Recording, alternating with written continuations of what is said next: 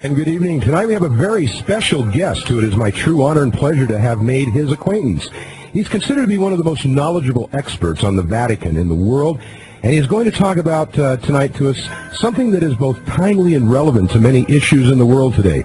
Although this program tonight is not about UFOs, it's about intrigue, prophecy, geopolitics, and the New World Order.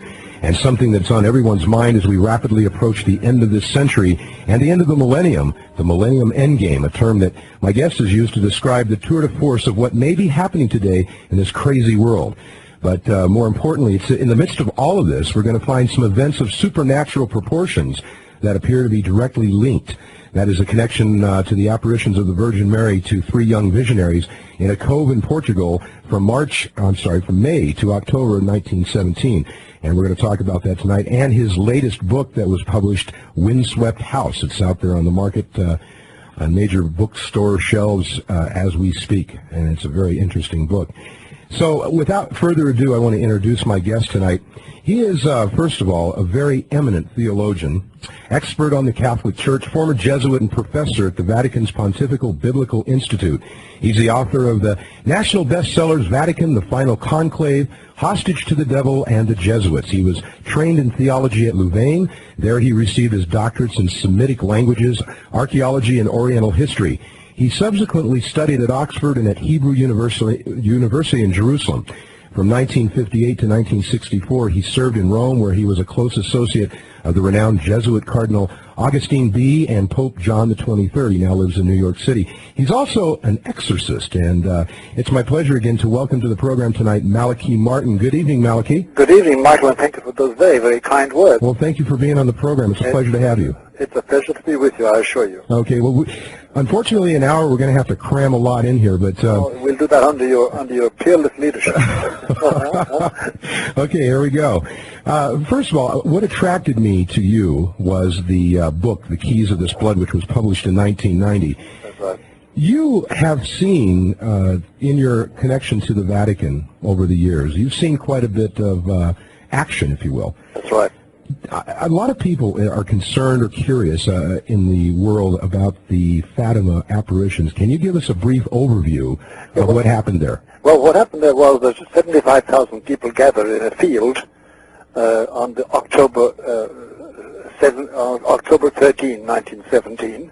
75,000 people from all over Europe, some from the United States, but mainly from Europe. And there were photographers and journalists from all over Europe, and cameramen. And precisely at 12 o'clock, the sun started dancing in the sky. There's no way of denying this because so many people saw it and so many photographs were taken. Previously, there had been raining all day and everybody's clothes were wet. All of a sudden, every bit of clothing was dry, as if it had just come back from the cleaners, dry and fresh and smelled beautiful. This is all attested by people who don't believe in God, or who have no belief in the Catholic Church. They just saw it happen.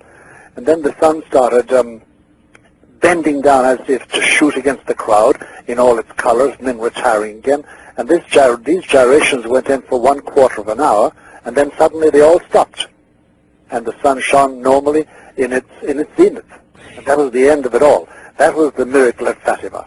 Now, the three children, there were three young children, all of them under 10 years old, who announced this, said that the Virgin Mary was going to appear to them on that day, not to the crowd, and she was going to make a promise to them, and she did. And she gave them 3 secrets. And the first 2 secrets they revealed to the world. The third secret was written down on a sheet of notepaper and finally sent over to the Pope in Rome in the 1950s. And it was supposed to be opened in 1960 by Pope John XXIII, and the conditions laid down in that letter, apparently the letter contained conditions laid down by the Virgin the Pope was supposed to obey. The Pope decided not to obey. And the secret then was put away and hidden. It has been read by Paul VI, Pope Paul VI. It has been read by John Paul I. It has been read by John Paul II. It's been read by Cardinal Ratzinger. I read it under privilege, and I'm under oath about it, not to reveal the exact details of it. It's not a pleasant document. It's a very unpleasant document to read. And that's where the Fatima thing stands at the present moment. Okay, now, real quick, What is a secret? We know what a secret is today, but I understand that the meaning of a secret in this context is a little different. Yes, it is. It means it's something which is reserved for certain privileged people or certain people with access. It's like, it's more or less what we call a secret confidential document for which you must have a clearance in the State Department, say. That's sort of a secret. Okay. Because for me, a secret is normally something known only by two people. Yeah. But this is known by hundreds. Okay. Now, this particular incident, the Fatima incident, the first two secrets that were divulged to these children in Fatima, That's right. all of those came true. They did. The Virgin predicted the Second World War and the timing of it. And she also predicted, or she revealed to them what hell was like. Those were the two secrets she revealed. The third secret was a description of miseries, disasters, that would take place unless certain conditions were met. The Pope of 1960, John the 23rd, refused to meet those conditions. And therefore, as they say, we are now in the or. It was either or. So the chastisements, these disasters predicted in the third secret, are about to be loosed on us all, according to the Fatima doctrine. Okay. How does this third secret of Fatima have to deal with the New World Order? Well, the third secret, interpreted on its face value, without going into the details of it, implies that the New World Order now being installed, in fact, between you and me and the Holy Spirit, Michael, it is installed in its grand lines now, is definitely something that will not last and that is unacceptable to God. Briefly, it means that. Now, because this New World Order is built on money.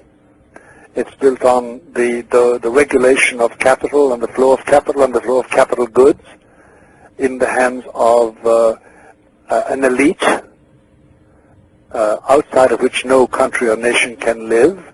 Witness how quickly North Korea has been brought to heel.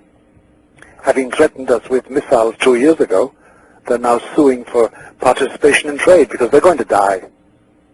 No nation can live without participating in this New World Order. And that is the genuine, that's the nuts and bolts of the New World Order. And it has several organs, of course. It has the Bureau of International Settlements, composed of the presidents of the big central banks. Mr. Greenspan is a member, for instance. But it means that, for instance, our Congress and Senate and President, the executive and the legislative, will not be making certain decisions. They will be fulfilling certain decisions imposed on them from outside. This is one of the prices we pay. The third secret implies that this is the very opposite of the kingdom of God. Now, in 1990, you published The Keys of the Split. And again, like I said, this is the book that kind of turned me on to you. Yes. The subtitle of this book is Pope John Paul II versus Russia and the West for Control of the New World Order. That's right. This stuff that you're saying, and of course the book, and I've stated that this book is a very timely piece of current events work. You've done a very good job with it. Kind of boil this down for us.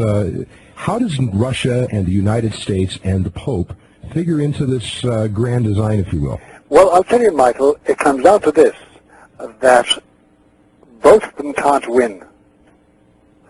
The God that John Paul II stands for and the Christ he's supposed to believe in and lead his people to venerate and adore and serve, he cannot be served by the New World Order, which is a purely human, non-theistic, non-Christ-like, non-Christian arrangement of the human affairs, and therefore there's no reconciliation. Now, John Paul II, over the time, he has modified his dealings with the New World Order, and because the New World Order has progressed considerably since 1990, and he has modified, it's now almost 6 years, he's modified his attitude and his policy towards it, but it still remains irreconcilable. Is it all anti-Christian? Not much anti-Christian. it abstracts from Christ's salvation, it abstracts from heaven, it abstracts from morality based on revelation. For instance, you take the European Union, which is a linchpin in the New World Order. The European Union is going to be finally a monetary and financial unit, however they achieve it, by 2002. Now, but there are laws there that are totally irreconcilable with Christianity as well as Catholicism, and they're imposed on all members.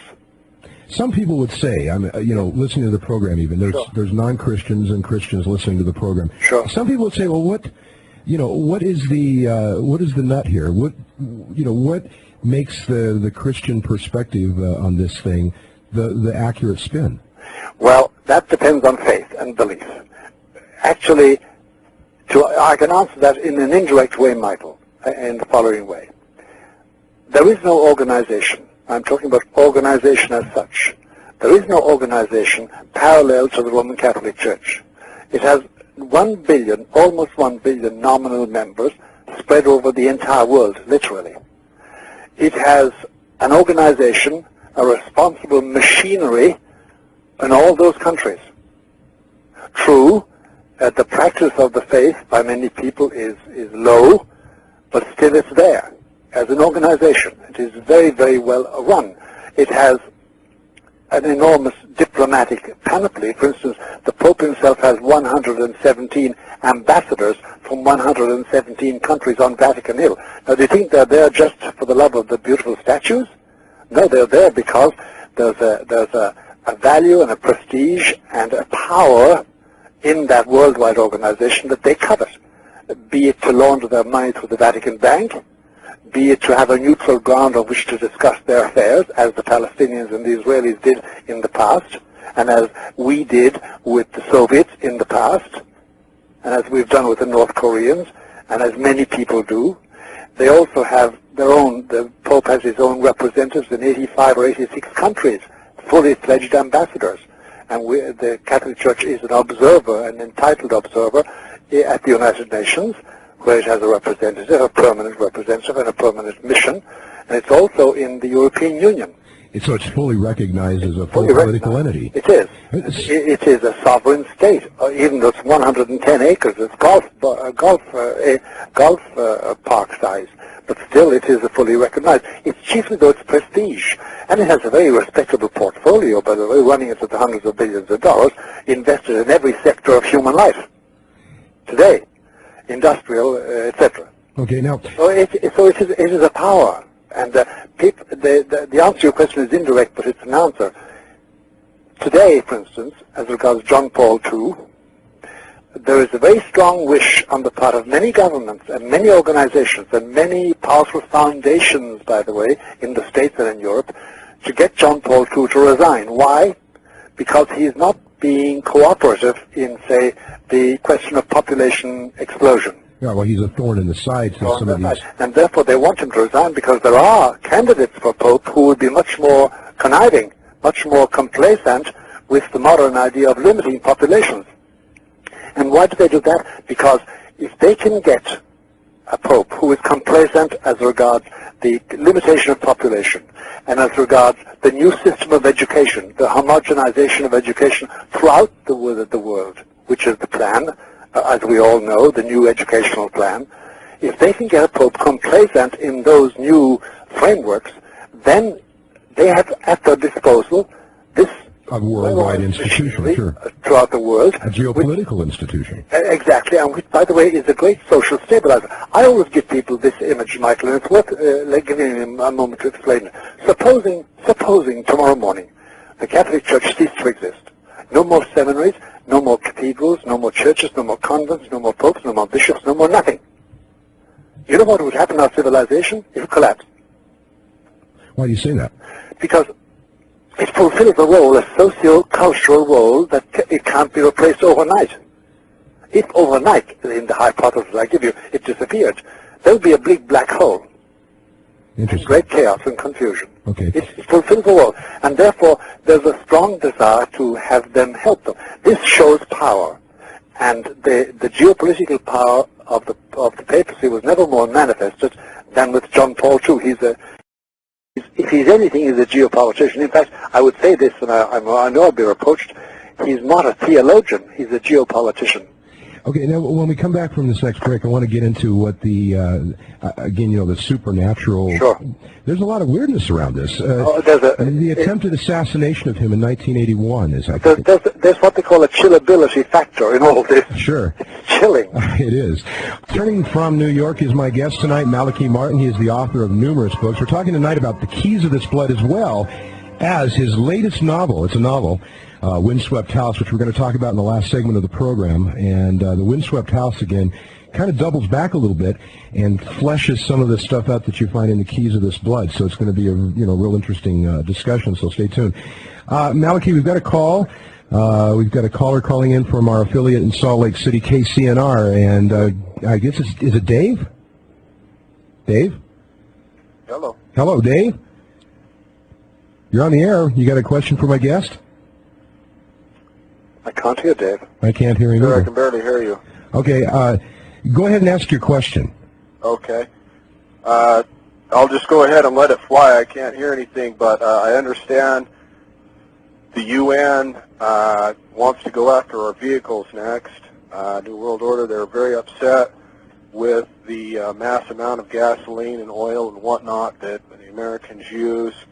And two, are they worried about the mass population that has arms? I myself possess a Tommy gun. They worried about retaliation, and Michael, phenomenal show. Thank you. Thank you very much.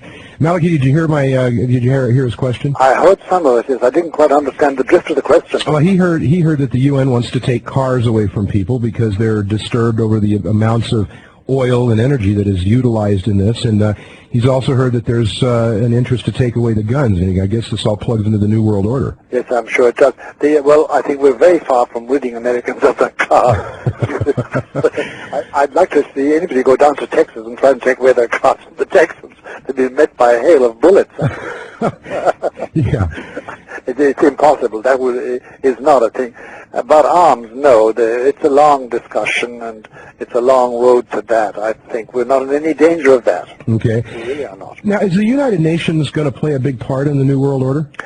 Well, yes, but the United Nations will have to undergo modifications. We'll have to get arresting powers, policing powers. It'll have to get military powers, too. It'll have to be delegated, but it will have to, if it's going to fulfill really what it needs. But you see, Michael, a lot of people make the mistake of thinking that the New World Order is a government, as, for instance, the government of Washington, the government of Paris, the government of Rome. You know what I mean? It's not a government in that sense. It will utilize the services of all governments, of all national governments, but it will be the super regulator of all human activity because it will regulate the flow of capital and the flow of capital goods. And of course, as we all know, that's the key. That is the key. See, every day, for instance, in the major capitals, in the major stock markets, Tokyo, Singapore, New York, London, Paris, Rome, etc., there are millions and millions of investors. Millions. Like I sound like Carl Sagan. Millions and millions. Billions and billions of tiny stars. There are only a certain amount of people who play with something between 40 and 60 billion.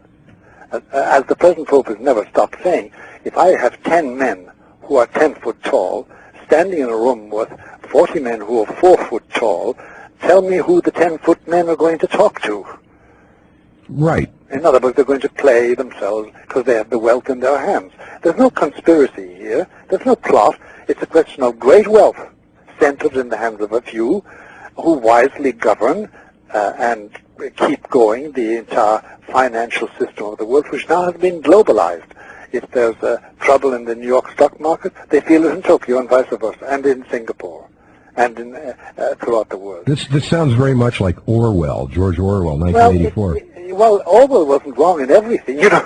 Of course not. Very accurate in a lot of things. But there's nothing sinister about this. It simply is the amassing of power due to global communications and due to the rise of the great wealth in individuals. Now that, of course, they have no relationship whatever to religion as such. And that's where the difficulty comes. Okay. Let's take another call. We've got Emmett calling in on our affiliate KHOW2 in Boulder. Emmett, do you hear me? Yes, I'm here. Okay, what's your question for my guest, Malachi Martin? Hey, Emmett. Hello, Malachi. Hi there, Emmett. Pleased to meet you on the radio. What's on your mind? Well, plenty, actually, after listening in on this conversation. Yes. Calling from Boulder, Colorado. I'm a graduate of Xavier University, Cincinnati, Ohio. Uh-huh. You might be familiar with that. Yes, I am familiar with the name. Curious to find out the role of the State of Israel in current, future events, according to any biblical predictions and just current events. Well, the Bible actually doesn't talk about the state of Israel at all. It talks about the Israelites, the Jewish people, as the chosen people. And even St. Paul confirms that too. It doesn't speak about the state of Israel as we know it. In the present geopolitical configuration of the world, Israel is the ally of the United States and is a linchpin in the foreign policy of the United States, which at the present moment is centered on the Middle East because of oil. And we Americans have invested a huge, all our military logistics in making sure we have a presence in the Middle East that cannot be shaken. I want to talk about that too a little bit more because that's something else. But that's the present function of the State of Israel. It is not in any sense biblical, except insofar as the Jewish people are involved in it. Okay, we're going to take another call. We've got Joe calling in on our affiliate in Albuquerque, New Mexico, KHTL. Good evening, Joe. Hello. Hi. What's your question for my guest? Hello, Malachi. It's glad to talk to you. Hi, Joe. I have a question about the Antichrist. I hear all these predictions that he may be alive now and his connections to Israel, that he's Jewish and maybe a general. Do you have any opinions on whether the Antichrist is actually going to be taking over the world at this time? No, Joe, the Antichrist will not be taking over the world at this time. Why do I say that? Because we don't think he exists. The only indication we have of Antichrist is in the second letter to the Thessalonians by Paul. And he gives us a quite clear indication, 3 traits of Antichrist. Number 1, he will have supreme wisdom and solve all our problems. Joe, there isn't one man alive today who can solve our problems, number 1. If he were, he'd come forward. Number 2, he will be adored as God. And number 3, he will accept to be adored as God. And there's nobody like that on the horizon today. There are very shadowy figures, and but there's nothing sure in it at all. Well, is it certain that something like that will happen or come someday? Oh, St. Paul says it will happen someday, yes. Now, Malachi, let's we got about another minute in this segment. Real quick, the thing that took this, the thing that brewed this, if you will, and over history. Yes. One of the things that we hear a lot about is the money connections and things like that. Sure. What was the connection between the money power and, say, the Bolshevik Revolution? Well, there's no doubt about it that the Bolshevik Revolution needed money. Who did it get it from? The Germans. Were there any Americans involved in that, too? No, not directly. Indirectly, there were, yes. Okay. There were. But money was needed by Hitler, and he got that through various means. Some of them were from Wall Street. There's no doubt about that. It's historical. But that was to build up Germany, which was in such a dreadful condition after the First World War. No doubt, though, that it was the elite that we're talking about that has been manipulating the world powers, if you will. No doubt about that. Money was always needed. Saddam Hussein was aided too. Mm-hmm. It's always about money. It's always about money, finally. Money. Money. Unfortunately or fortunately, that's the way things are. Yeah. Okay. May the 13th, 1981, and of course May 13th being the infamous day that the apparitions of the Virgin Mary started in Portugal at Fatima. May 13th, 1981, Malachi, what happened? Well, the Pope was riding around St. Peter's Square in the middle of a crowd estimated to be just roughly 75,000 people. The Pope Mobile, as they called it, was a car constructed especially for him. He could stand up in it and wave to the people and give his blessing. At a certain moment, shots rang out. There was a hitman called Mehmet Ali Akşa, a Turkish subject, who had tracked the Pope to Rome and set out to kill him. He was aiming at the Pope's skull. At the moment he sent his first 2 bullets out against the Pope's skull casing, the Pope bent down to pick up a little child, and the bullets went over his head. But the second round of bullets hit him in the chest and felled him. And then he was in convalescence, and something happened then, did it? Well, actually, he was rushed to the wrong hospital. There is a hospital close by the Vatican where a Pope's blood is always kept. He wasn't rushed to that. He was rushed to Gemelli Hospital, where they gave him tainted blood, and he proceeded to get hepatitis on top of his wounds. So he was convalescent until about the end of the year. Now, wasn't there, I understand that there was perhaps a possibility that Mary appeared to him. He says, he had a vision of Mary in August of that year. He was shot in May, and he was lying in hospital all that time, and he had a vision of Mary in which she repeated the vision of Fatima, the one I described at the beginning of the program. And he did send for the third secret, and he did start reviewing it. Third secret again for the second time, and he asked the expert in the matter, she's a nun, to go over to Spain and Portugal and do some enquiries for him. That was the extent. Then when he was better, he made a pilgrimage to Fatima, and he met one of the surviving of the three children, Lucia. She's now a nun, and she's in a Carmelite monastery in Coimbra in Spain. Now your thesis is that the actions of this Pope, of course, are extraordinary.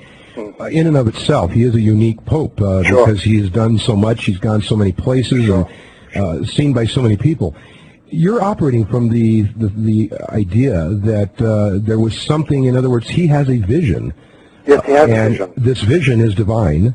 Yes, he hasn't communicated that to us at all. And that's creating a great confusion. Because, for instance, Michael, you could ask me, has he lost control of his church? I retort to you and to anybody, he never sought control of his church. John Paul II never tried to control his church or his bishops. I think he's more concerned with positioning. Yes, much more concerned. And he has only one dream and one dream only, and that is to form some sort of a unified worldwide assembly of Christians on whatever basis he can, and to cluster with them all Jewish believers and all Muslim believers. Because he says that such a force could be loosed by believers, that it could solve most of the problems, the socio-political and social problems that afflict mankind.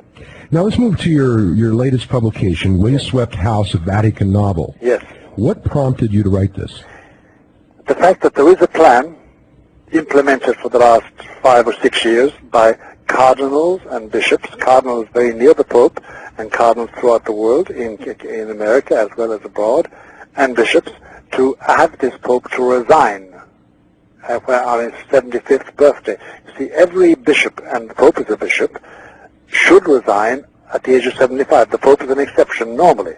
But these people want him to resign because they don't consider that he is forward-looking enough, or vigorous enough, or liberal enough. And they actually happen to agree with those who think that the human population must be severely limited by artificial means, and they're willing to compromise on the whole question of married priests. They don't mind the idea of married priests, and some of them would like to see women ordained as priests, all of which this Pope will not allow. Now, one of the things that I noted in the Windswept House is that the prologue is history, the beginning of the book, yes, is most unsettling.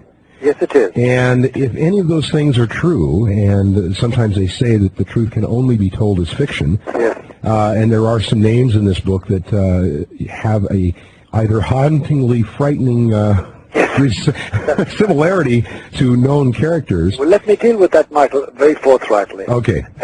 Our own favorite American, Norman Mailer, following Taylor Caldwell, that marvelous writer Taylor Caldwell, they invented, or they gave usage to a form called faction.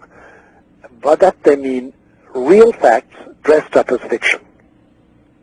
So in other words, I want to describe, supposing I have Taylor Caldwell, I want to describe the oil barons, and the Kennedys in particular, and the Buckleys. Then I would give them all pseudonyms and create a fictional novel about the reality that happened. Similarly with Windswept, I wanted to write about this plan to get the Pope to resign, and the type of church that those who are urging him to resign would like to have. I clothed their names in fiction, gave them fictional names. 95% of the fictional names cover real people, real cardinals, real bishops. Of course, and I'm sure this is going to disturb some people. Well, yes and no, provided that the real name isn't down, they feel they get away with it. But I thought we should put down, and then of the facts or something else. The facts are trace the history of John Paul II as Pope since about 1990, roughly. But it's meant to outline this plan. It's also meant to remind Roman Catholics and non-Catholics that John Paul II has left the greater questions suspended. He doesn't solve them at all. Right. And the book ends on a note of suspense, as you probably have found out. Oh, yes, it's quite suspenseful.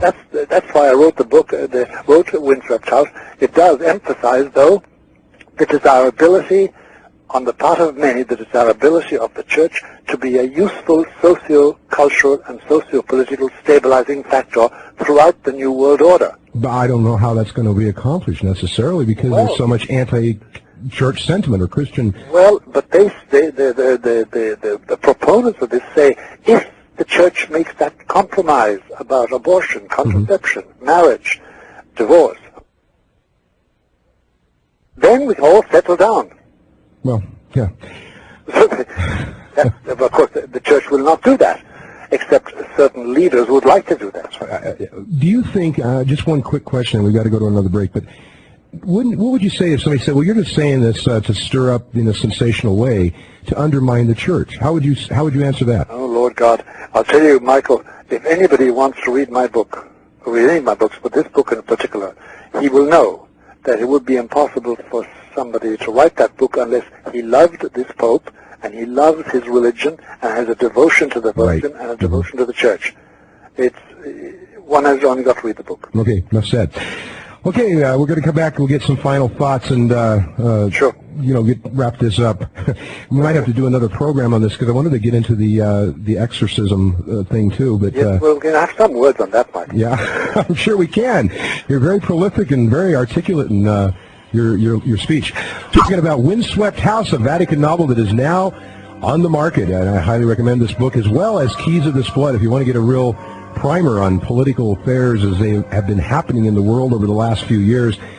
It's an incredible read. It's a very dense read for one thing, and it's got a lot of information in it, and it's very well researched information. Malachi, what is the future of all of this? We're coming up on the end of the millennium, and everybody is acting strange, I guess, is the best way to describe it. There is a funny, we're in transition. We all know in our bones, no matter how smug we may appear to be, we all know we're in transition. And since we've been talking about the Roman Catholic Church, let me say what I think is going to happen is, or what is happening is, at the present moment, this Roman Catholic Church, of which I'm a member, and a practicing priest, I say Mass every day, and I hear babies, I hear confessions, and I baptize babies, and et cetera, et cetera, et cetera. And I'm a believer. I'm really, Michael, a fuddy-duddy, conservative believer, believe you me. Maybe that's not so bad in light of everything that I've seen here. But, in the light of all that, hear what I say. This organization, I'm talking about the visible organization, from the Pope down to the local parish priest, dioceses. This is a Potemkin village. It's a facade. Okay. There is no longer any evangelization taking place. No. There is no longer any vibrancy. Life has gone out of the system. As well as hope. As well as hope. The system is shot, but it's a Potemkin village. It still has glorious panoplies, and if the Pope comes to this country, he can expect a crowd of 500,000, 750,000, and they come out to see him, and to venerate him, and to sort of say, God bless our Pope, and to stand in the rain at his masses that did in Yonkers, 250,000 of them stood. I know there was some really weird energy, not weird, but I mean good energy, sure, in '93 when he was here in Denver. I know, tremendous. But there was a considerable amount of interest that I got lots of calls from people about that program asking for more, and we decided to do a second edition of this and continue kind of where we left off last week, and there was a lot more information that Malachi wanted to talk about, but as you're well aware, 1 hour does not cover it so well. So tonight we're going to do it again and bring him back. So it is my pleasure to introduce to you Malachi Martin. Good evening, Malachi. Good evening, Michael, and thank you very much for having me. It's beautiful. I'm glad you're back with us. And before we get started, give our audience a little bit of your background. My background is I was born in Ireland, and I was educated there until I was 18, and then I was sent abroad, and I was trained in Semitic languages, Oriental art and history, and archaeology, and then in order to be a Bible professor of biblical languages in Rome, where I was stationed, and I got to know 3 popes there. And in 1964, I left there, came over to America, and became an American citizen, and settled down in New York, and I write books here and do TV and radio. Now, you have written a lot of books, and particularly the books concerning Roman Catholicism, the Vatican, and that types of things. That's right.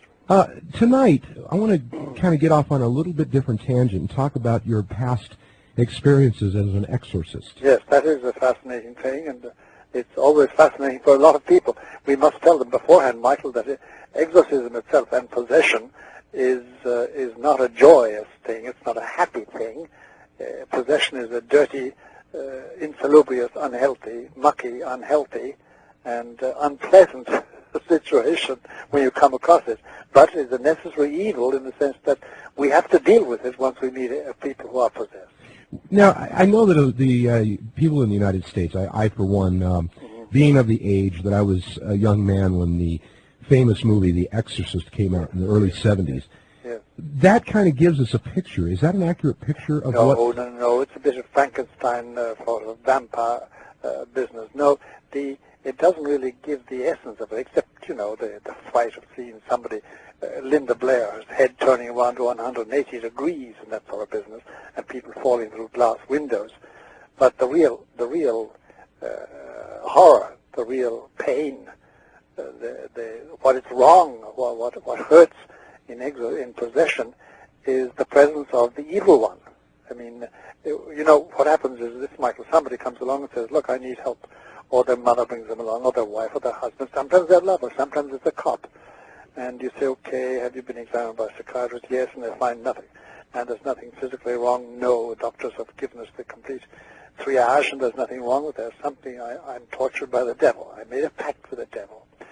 And when we start an exorcism, within the first 20 minutes we know whether it's genuine or not. How do we know? That's what the point I want to get across to you. Suddenly, it becomes evidence, palpably evident, that we are all, the exorcist and his assistant and the possessed person, we are in the presence of something that hates us in a way that you've never felt hated before.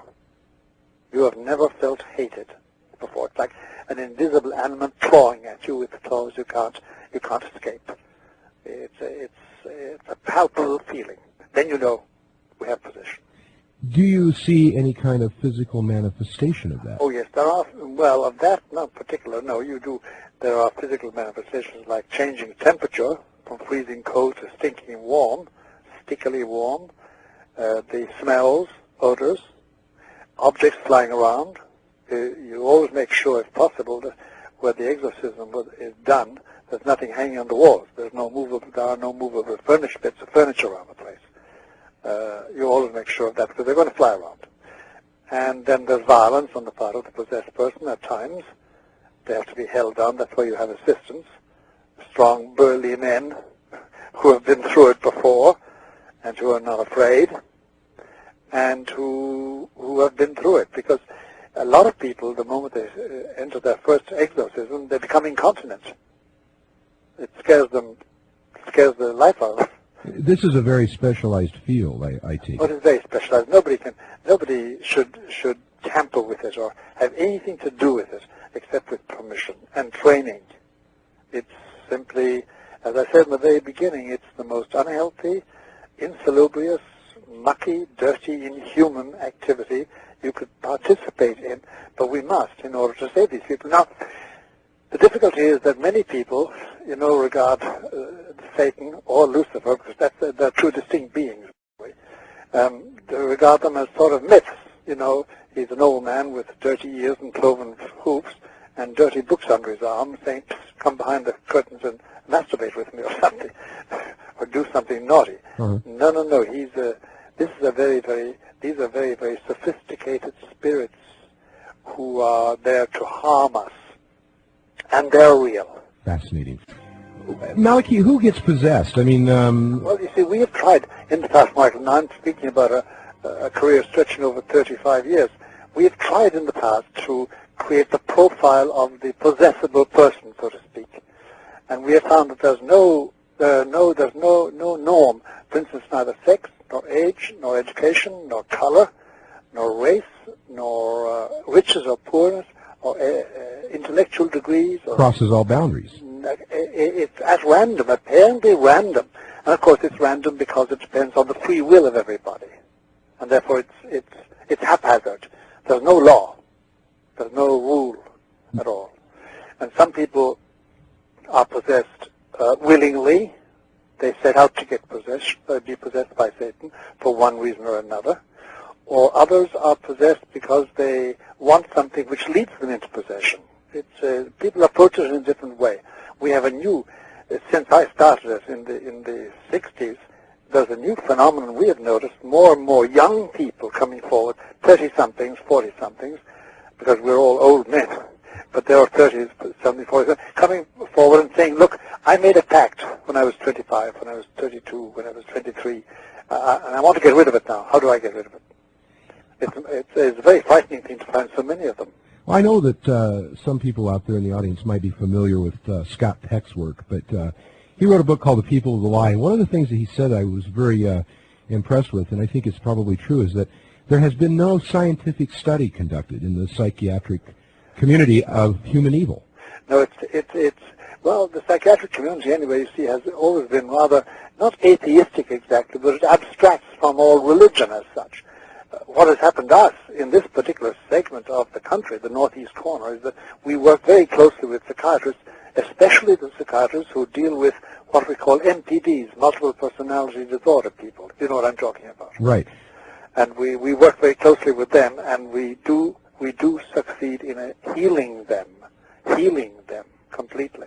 What are the characteristics of, and I understand that multiple personality disorder can oftentimes be, well, okay, let's back up. Let's say this. Yes. Demonic possession, is it misdiagnosed?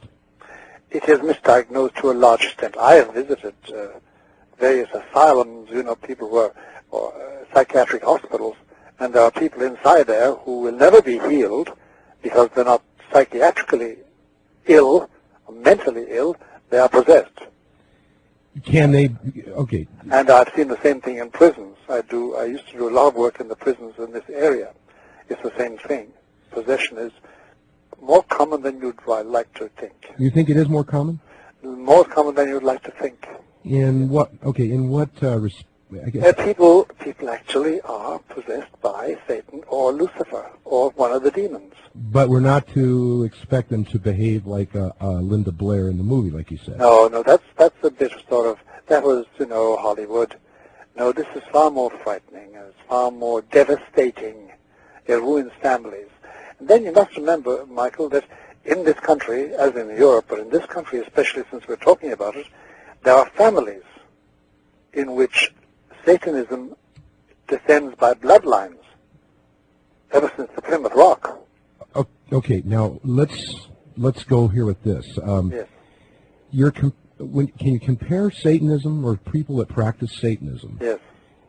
Does it always cross over with demonic possession? Of course it does. What is the dynamic of that? The dynamic of it is the communication of power by Satan or Lucifer, or both. So if you have someone who is possibly demonically possessed, they might demonstrate the ability to move furniture or... much more effective than that, to be successful in Wall Street, to succeed in business. Uh-huh. Lucifer and Satan, the demons, help people to succeed in their way, provided they do their will, provided they do their manifest will. They give them power. Okay. over people. All right, let's take a call. We've got Blaine calling in from our affiliate in Salt Lake City, KCNR. Good evening, Blaine. Blaine, are you there? Blaine? Hello, Blaine. Hello? Yeah, Blaine. Can you hear me, Blaine? I can't hear you, Michael, but I'll assume I'm on the air. You are on the air, so go ahead. What's your question for my guest? I can hear you, Blaine. I had a question about last week about his theories of cultural causation. On the one hand, he correctly pointed out how the New World Order uses techno-economics to dominate the nature of our culture. Yes. And then on the other hand, you take sort of a neo-Marxist twist, and you're pointing out how Catholic ideology can have an effect on our culture. My comment on this week's episode, I was wondering what you thought about the relationship to the ancient shamanistic exorcism of spirits as it compares to the modern. Well, from what we know about shamanism and the activities of shamans that now exist, because we can only treat with shamans that exist and not with what people say about them, but the shamans that do exist mainly are relying on natural means to befuddle their adherents. But there are amongst the shamans genuine people dedicated to Satanist ritual. And in that case, we have possession. Okay, and I was wondering if you'd comment on the cultural causation, materialism versus idealism. Well, there's no doubt about that where materialism reigns and where idealism or the life of the spirit is crushed, there's no doubt about it that Satanism and Satanist rituals flourish. It's a known fact. Simply, as night follows day, or as night follows day is the best image. Whenever there's a loss of spirit, a loss of religion, a loss of morals and ethics, there always is an accompanying Satanist reaction. Always. Is that cleared up, Blaine? Yeah, sort of. Okay, well, thank you for calling. Okay, Malachi, we got 1 minute before we go to a break, but Sure. what this site kind of dovetails into our discussion last week. Yes. The influence of satanic practices, I suppose, Yes. with certain factions of political, crossing over political lines. Sure. What do you think about and save this answer after we come back from the break, but what do you think about the connection between so-called maybe New Age thoughts and practices that we see so much of today, and some of this? And That's a very important question, Michael. Okay. When we went to break, we were talking about the New Age movement, how does all this stuff crosses over? Well, in very simple language, Michael, in very simple language, and it requires a lot of explanation after that, here's the way it works. In this world of man, this cosmos, there are just two main forces, God and evil, personified in Satan and Lucifer. And finally, since everything is being globalized today, evil itself is globalized.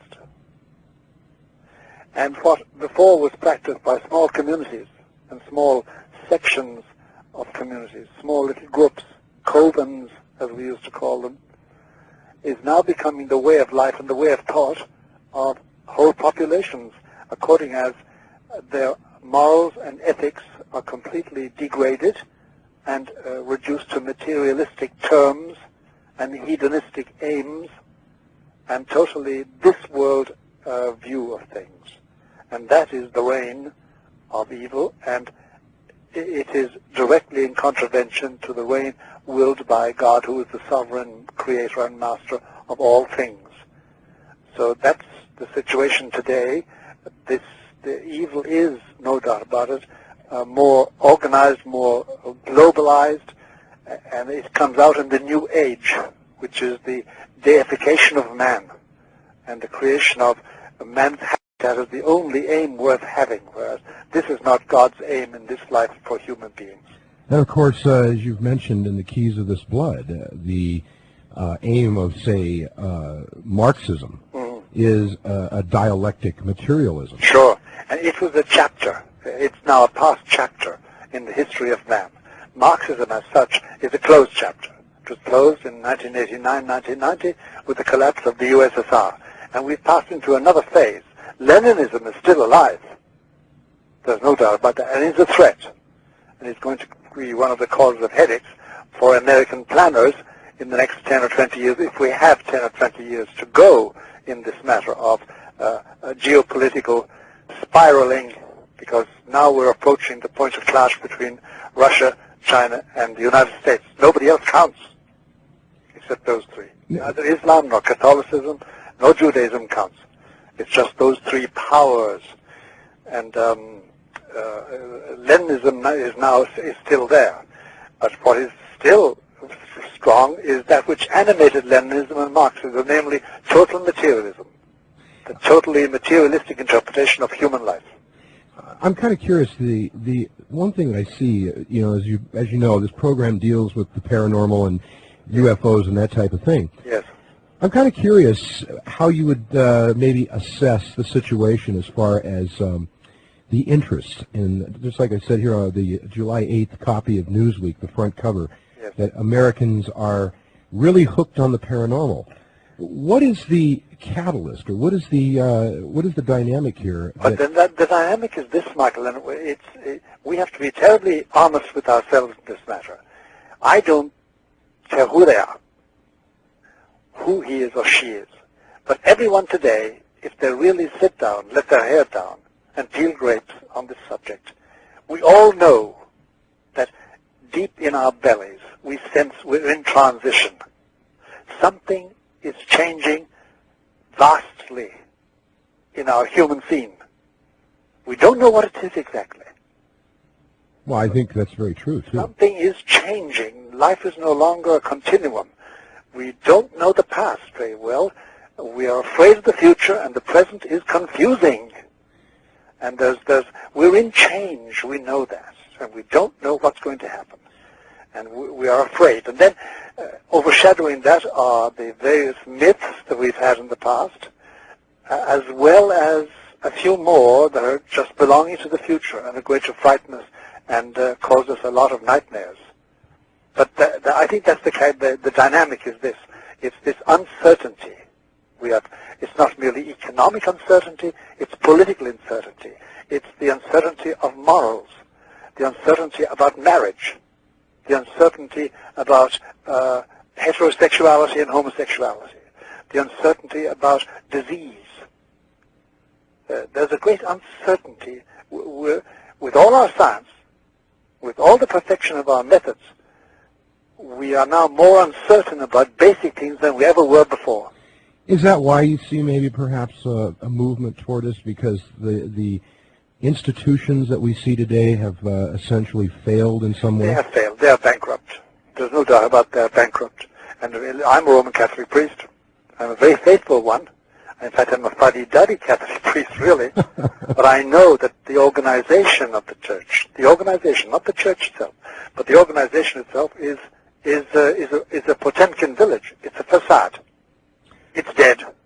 What is an organization? It's dead. And if I can say that about the Protestant churches, every one of them. I can say that about Mormonism. It's dead too. It's merely an organization turning over.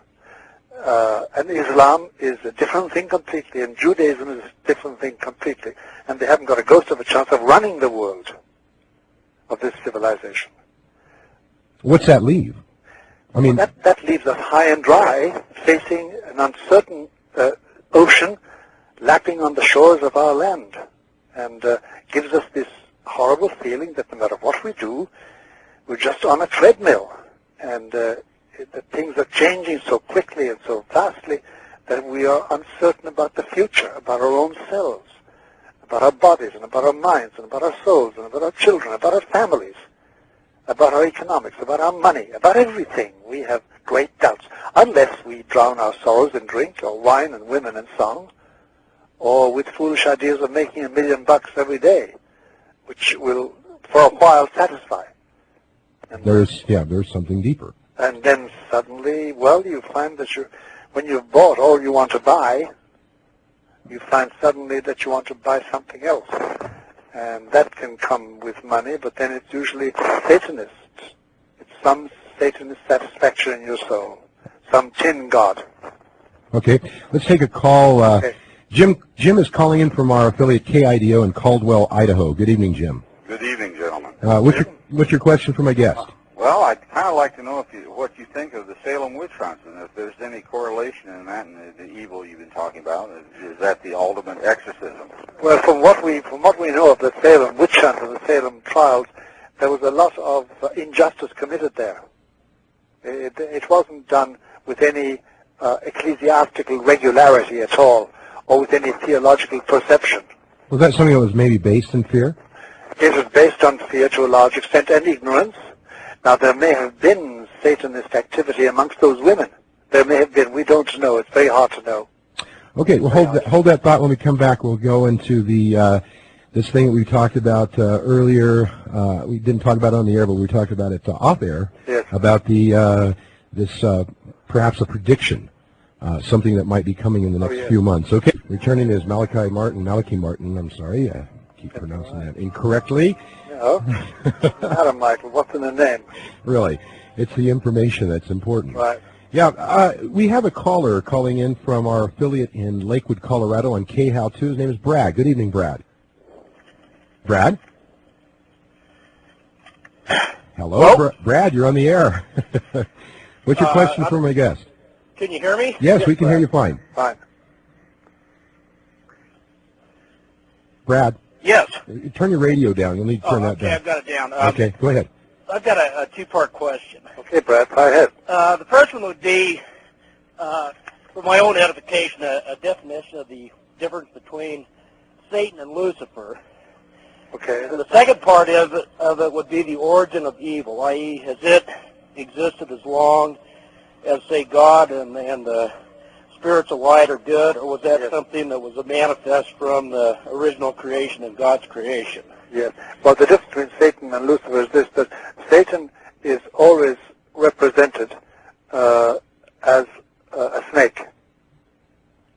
Lucifer is a scorpion. They have two different functions. Spirits which have no bodies, and Lucifer and Satan haven't got bodies, are only distinguishable by their functions. And Satan's main function is to kill, to liquidate. Lucifer's main aim is to deceive. He's the liar. So they're two separate entities. Two separate entities, yes.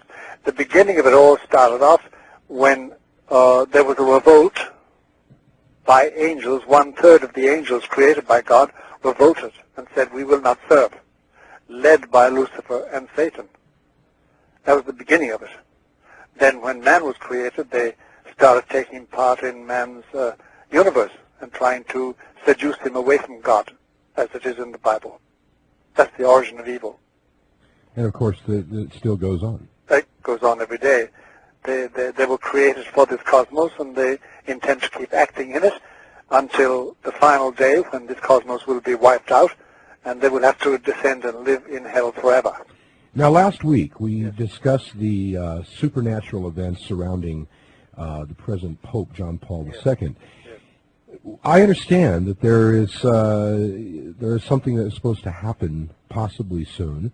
Can you elaborate for us? Yes, there is. There's no doubt about it that if I were disposed to sort of prophesy in the loose sense of the word, Michael, I would say, I'd keep your eyes on the skies.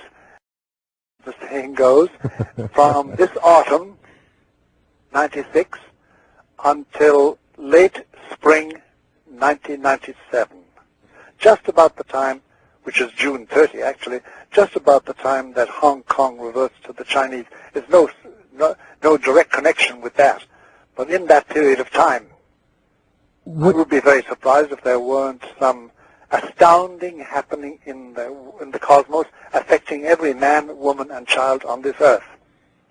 Do you have a feel for what it could be? I mean, there's a lot of interest today in comets. Well, no, it's not that. Okay. No, this is something else. It's not physical. It will have a physical manifestation, but it will be a putting on notice of everybody where they stand as regards God. Could that be something equivalent to what happened in Fatima in 1917? It will be something equivalent to it. It's a consequence of it, and it's going to fulfill all the things predicted at Fatima in 1917. But it's primarily going to be a putting on notice. People will know exactly where they stand. Nobody will be converted. Nobody's going to get faith out of it. But they will know where they stand. Oh, that's wild. Yeah, it is wild. It's wild. And it'll be something permanent.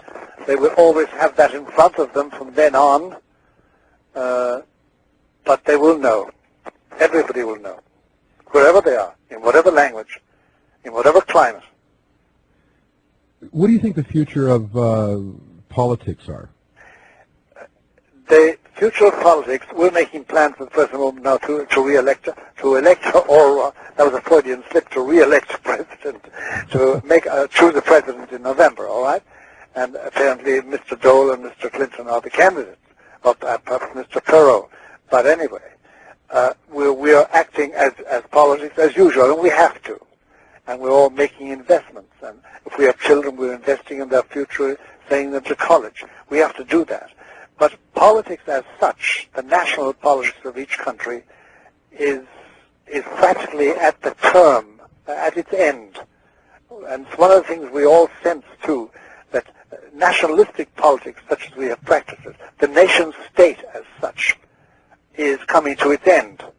And doubtless the young people, I'm 75, so I don't reckon myself there, but the younger people, the 20-somethings, the 30-somethings, perhaps the 40-somethings, will live the day when major decisions about our money and about our education and about our religion are not made by the Senate or the Congress or the presidency. They're made outside by other agents. This is the New World Order. The New World Order. Already big decisions are being made that we have nothing to do with. We just obey. And it's coming, there's no doubt about it. But so politics, as usual, is slowly but surely being squeezed out completely. I know that we've talked about this also last week, but what do you see as far as the major players in the New World Order? The major players in the New World Order, they can be reduced very, very simply, really. You have the three great economic powers at the present moment, the three vying for power. You have the USA, and you have China. China is our big problem. What to do with China? Over 1.2 billion people. They can learn anything that we invent and do it better than we do it. They're utterly atheistic. They have no God. They were never Christian or Jewish. They're a smattering of Buddhism, a smattering of Hinduism, a smattering of Zen and things like that, but no formal religion as such in their culture deep.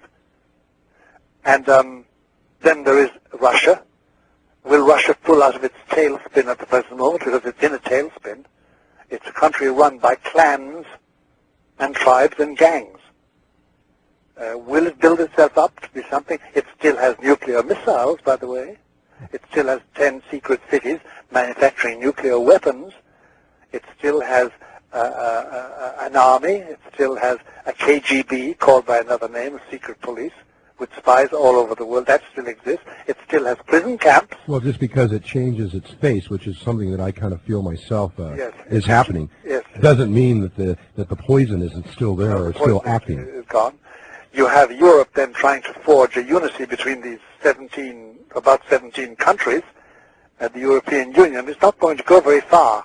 It will be dominated by the USA and by Russia. But they're the main geopolitical pawns at work here. The bishops, the knights and the bishops and the kings that will run this system are men and some women, but mainly men of great wealth. And they are the players, for instance, in the BIS, the Bureau of International Settlements in Basel, which is composed of all the heads of all the central banks in the major industrial countries. And these people, together with others, decide the flow of capital and the flow of capital goods, without which no nation can live today. One thing I'd like to say here is that All of these statements that you've made, you know, they're very heavy statements, and of course they hold serious implications for our future. Sure. These statements you're making are verifiable. Every one of them. I mean, these are factual statements that have to do with what's really happening out there today. Yeah, they're all verifiable. For instance, do you know, for instance, that President Clinton is great friends with a man called, who's the head of the National Urban League? What's his name? Vernon. He's just written up today in the New York Times. I didn't see it. And Bill Clinton has, previous to becoming president, joined the Bilderbergers. And we hear a lot of this stuff around today. A lot of this discussion about I mean, this. there's a lot of stuff going on, but the people who really make decisions are people belonging to any and every country. Their chief qualification is that they command money. And that's the name of the game. That's the name of the game. Okay, hold that thought. We're going to go back to, we got to go to break. When we come back, we'll get some closing comments from our guest, Malachi Martin. Of course, his book is Windswept House. It's out on the market now. I highly recommend it. It's a novel, but it's very, very interesting. And as they say, well, sometimes only fiction can be told, or only truth can be told as fiction. Before we go to the final closing comments, Malachi, I want to just say that probably, I think you've probably been one of the most fascinating guests I've ever had on the program. Thank you very much, Michael. There's a lot of meat here, and I like that, and I think our audience does as well because of it's evidenced by the calls that we received last week after the program. So closing comments here, we've got roughly 1 minute. What is the... Well, the closing comment really to make, Michael, is this, that if anybody has any coin of faith in their pocket, let them take it out and polish it up. I'm speaking to Americans now, my fellow Americans, because, you know, we have a thing here called in America, which is America's civic faith. We try to supply moral purposes for public policy and moral virtues for democratic citizens as a civil religion. But it hasn't been enough. It doesn't suffice. It is not enough. We need religion as such. We need to be on our knees in front of our Creator. And we need to acknowledge Him, as James Madison said.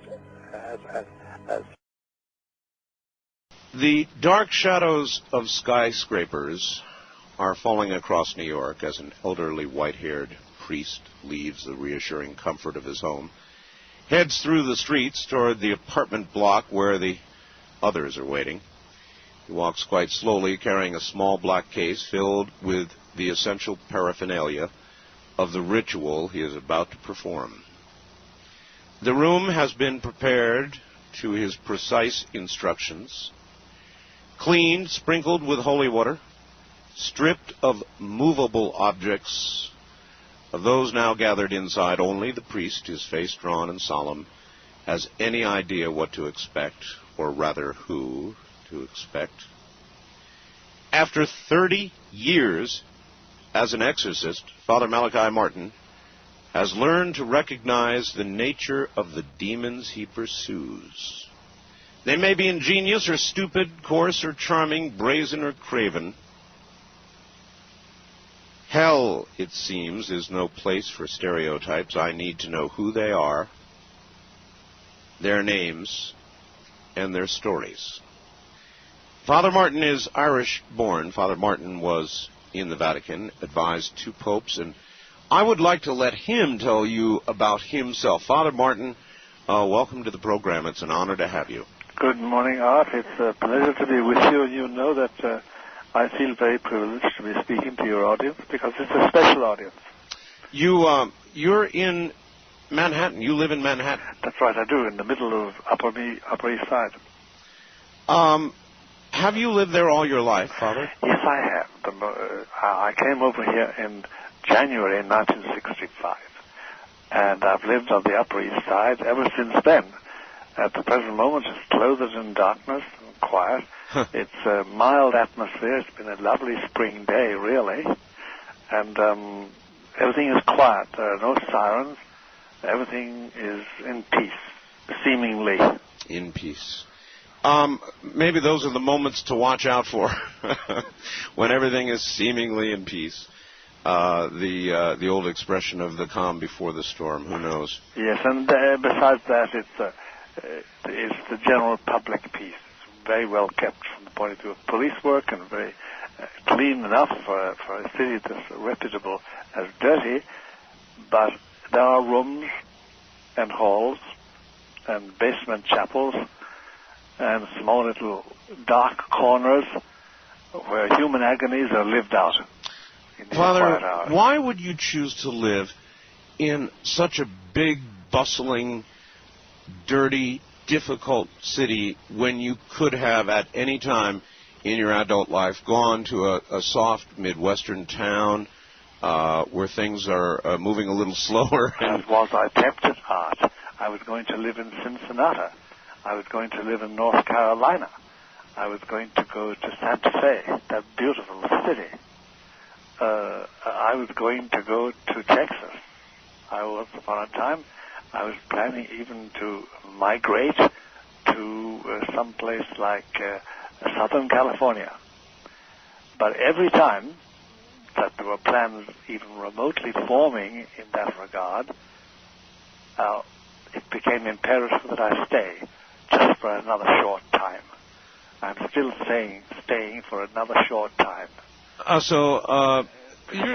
My life is being governed by events, and I regard events as created by God the Father. So it may turn out that you will be there for forever. It may turn out, Art. You're quite right. At least the physical forever. Father, would you move just away from your phone a little bit? Yes, I'm puffing my P's and B's probably. Yes, you are, and that's much better. Good. Do not hesitate to correct me, Art. Oh, no, that's much better, Please. Father. Father, if you wouldn't mind, yes. Describe a little bit of your history. I obviously, you've been doing exorcisms for 30 years. I know you've advised 2 popes. Yes. But your history in the church generally. Well, my history in the church generally was that I became, at 18, I entered a religious order called the Jesuits in Ireland. The war had just broken out. It was 8th of September, 1939. And I went through the basic training of 2 years. And believe you me, it was a basic training. They shaved your head and took away your nice clean clothes and gave you old patched clean clothes and took away your bill cream and your eau de cologne, and they put you to bed at about 10:15 and got you up at 5:15 and fed you like a gamecock, and you didn't study one book for 2 years. They concentrated on training your will and analyzing it, and they cut your will down. They dissected it into its component parts and examined it and found out if they could live with it and could you conform to the rules, and if so, then they sort of fused those parts together with an ideology and then shot you out like a missile to study and to labor and to work. Father, that's very interesting. What you have just described, I'm sure was even tougher than certainly what I went through. I was in the Air Force, and I went through basic training at Lackland. And their job was to almost try and break you. Maybe that's the wrong way to put it. In other words, they would instill in you discipline, and if you could not conform, you were out of there. You had to go. I know. It was the same thing basically in basic training. For instance, the first job I had, it was always physical labor with an amount of spiritual reading and contemplation. The first physical job I had, I was cleaning 300 glasses, tumblers, for drinking water. Sure. And have you ever tried to clean 300 glasses by hand? No dishwasher. This is all done by hand. And in the middle of that labor, it was a labor, a young novice, like me, but a second-year man, came in and said, "Brother Martin, your niece is outside in the garden." So dutifully I went outside in the garden, and I was given a hoe. And the paths were grown with moss. And I was ordered to clean the paths. And in the middle of that, Brother Walsh, the master of works, the other novice, came and said, "Brother Martin, what are you doing here?" I said, "I'm hoeing the moss." He said, "Didn't I tell you to clean the glasses this morning?" And of course my first reaction was, yes, but that was a mistake. Yes. Because they wanted to get you to the point that they said, jump out that window. You didn't say how high it was. You jumped. You just jumped. And was it a form of breaking? It was a form of getting you to abdicate your own will once you accept the conditions and do what you were told. Or even mind control. It's a strong phrase, but that's really what it is. Yes, it is. And it was really, they were training your will. Because the mind, they let the mind almost go fallow. You never studied for 2 years. Having studied intensively until I was 18 to get all my exams and matriculation, and studying Hebrew and Greek and Latin and geography and math and physics and logic and history and geography, the whole gamut of things we used to learn in school those days, they let everything go fallow. You read spiritual books, yes, but no, you learned nothing intellectual. So they let the mind go fallow? Yes, but the mind was working all the time. The mind was working all the time. You were appraising and appreciating and accepting the ideology, the outlook. And the result was when after 2 years they gave you your first vows, poverty, celibacy, and obedience, you were rearing to go. Rearing to go. I remember the first night, the night before we took those first vows, I couldn't sleep with excitement. I heard the clock in the hall downstairs tolling a quarter of an hour and half hours and hours. Any doubts? None. None? Never. Never. Not a doubt. A great joy, great enthusiasm, great happiness, and a great sans tac, as the French say, let me get at it, let me do my work, let me go, let me work. So by that time, you knew that you absolutely knew that you could devote your entire life as you were about to vow to do. That's right. That's right. And they bred into you something else, which only started then, and it took years to achieve. And we used to call it indifference. It meant this, that, all right, we all have inclinations, sensual and sexual and intellectual and social. We're attracted by this and repelled by that. But you must come to the point that you are not attracted in such a way that it commands your attention and your devotion. You must be indifferent. And sure, if you lose your parents in death, everybody is sorry, and so are you. But it does not destroy your devotion. It doesn't stop you working. You get up in the morning, you have a bad headache, you still go to work. You see a very beautiful woman, you acknowledge her beauty, but you're not attracted to it lasciviously or merely with desire to be with her. And similarly with food and drink. And everything pleasant and nice was to be used with that indifference, that you're not finally under the control of anything that attracts the senses or the mind. Well, I'm sorry, I'm not big enough, I guess. I can't even conceive of that. How one can get to the point where one can look at a beautiful woman and not, as a man, a human, be affected. Or be affected, yes, but not desire to the extent of chasing after it, going after it, or wanting to form an alliance of marriage, or whatever. No, be attractive. You can't kill the natural tendency, but you were taught to be indifferent to it, that it did not command your loyalty. Mm-hmm. And all that you did for the love of God. You had a motivation. How does a young Jesuit get from that point to the Vatican? I mean, what kind of road is that?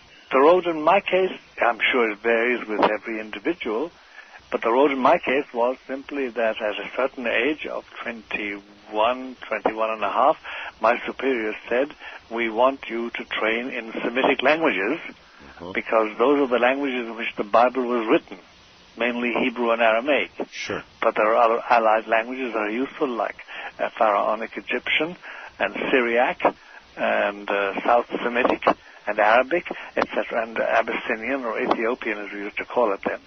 So they sent me to university, and I studied it for 4 years. And at the end of that, they said, all right, now you must study philosophy. So then they sent me to a school of philosophy for 3 years, and it was nothing but rational philosophy, period. And after that, they said, well, now we want to find out, can you teach? So they sent me teaching little boys French and Greek, little boys between the ages of 12 and 14, for 3 years. And then they said, okay, now you must do theology. So they gave me 4 years theology in Belgium, where there was nothing but theology, morning, noon, and night, in an international house.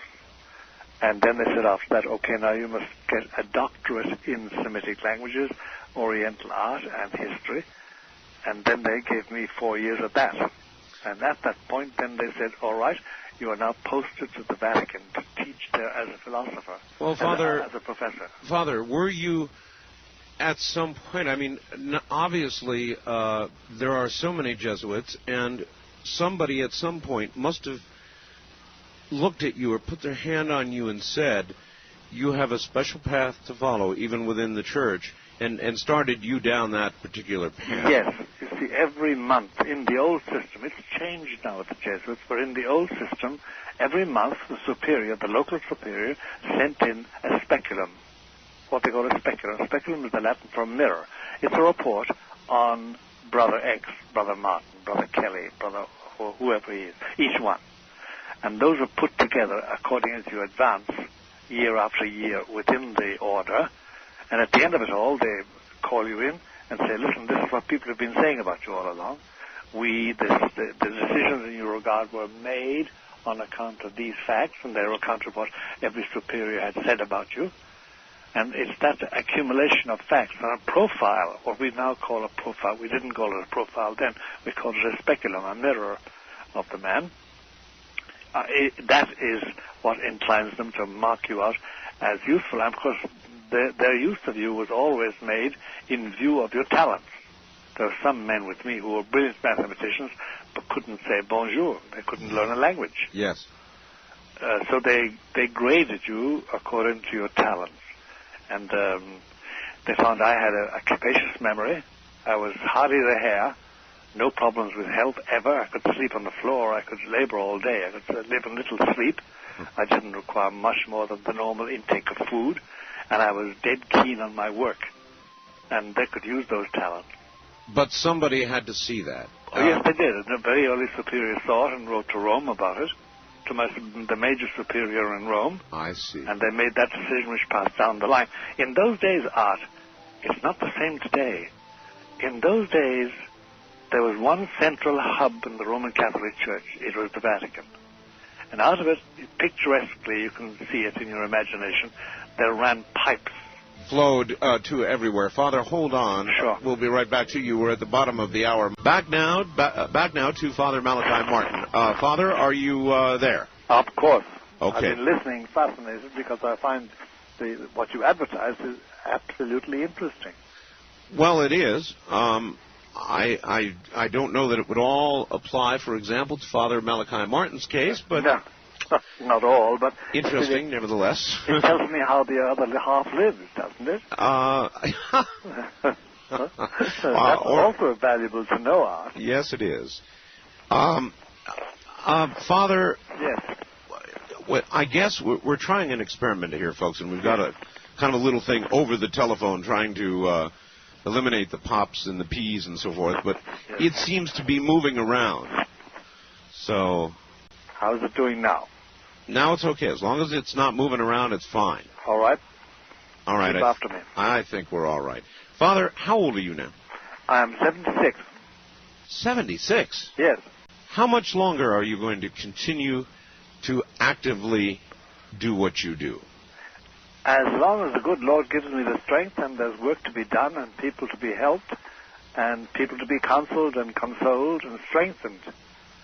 And Art, I'll tell you, the particular avocation that I follow, the need for ministration in these matters has only increased. For instance, I've been working in the field of exorcism in the northeast corner since 1970 in practice. I came over in 1965, but by 1970 I was hard at work.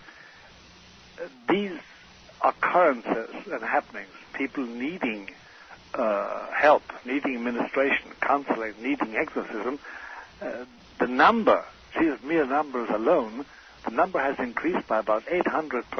800%. In what period of time, Father? Since 1970. Since 1970. 800% since 800%. And then we have new phenomena that we never met that time. For instance, we now have a series of 20-somethings and 30-somethings, mainly men, but some women, but mainly young men, successful successful men in brokerage, in medicine, in science, in architecture, in politics, who come and say, look, Father, I wanted such and such a thing. I wanted a job. I wanted a salary. I wanted a position in this university. I wanted that lady, that woman. And I finally, in my desperation, I made a pact with the devil, and I got what I wanted, but now he won't let me go. Please help me. We never had that before. That's a very new phenomenon. And they're all 20-somethings and 30-somethings. Well, maybe so in other words, put simply, we've got a lot more people making bad deals. That's right. Or put it, from the half-full, half-empty image, we've got a very, very active Lucifer and Satan, because they are distinct demons, by the way. But that's something else. That's another story completely. But we have a very, very active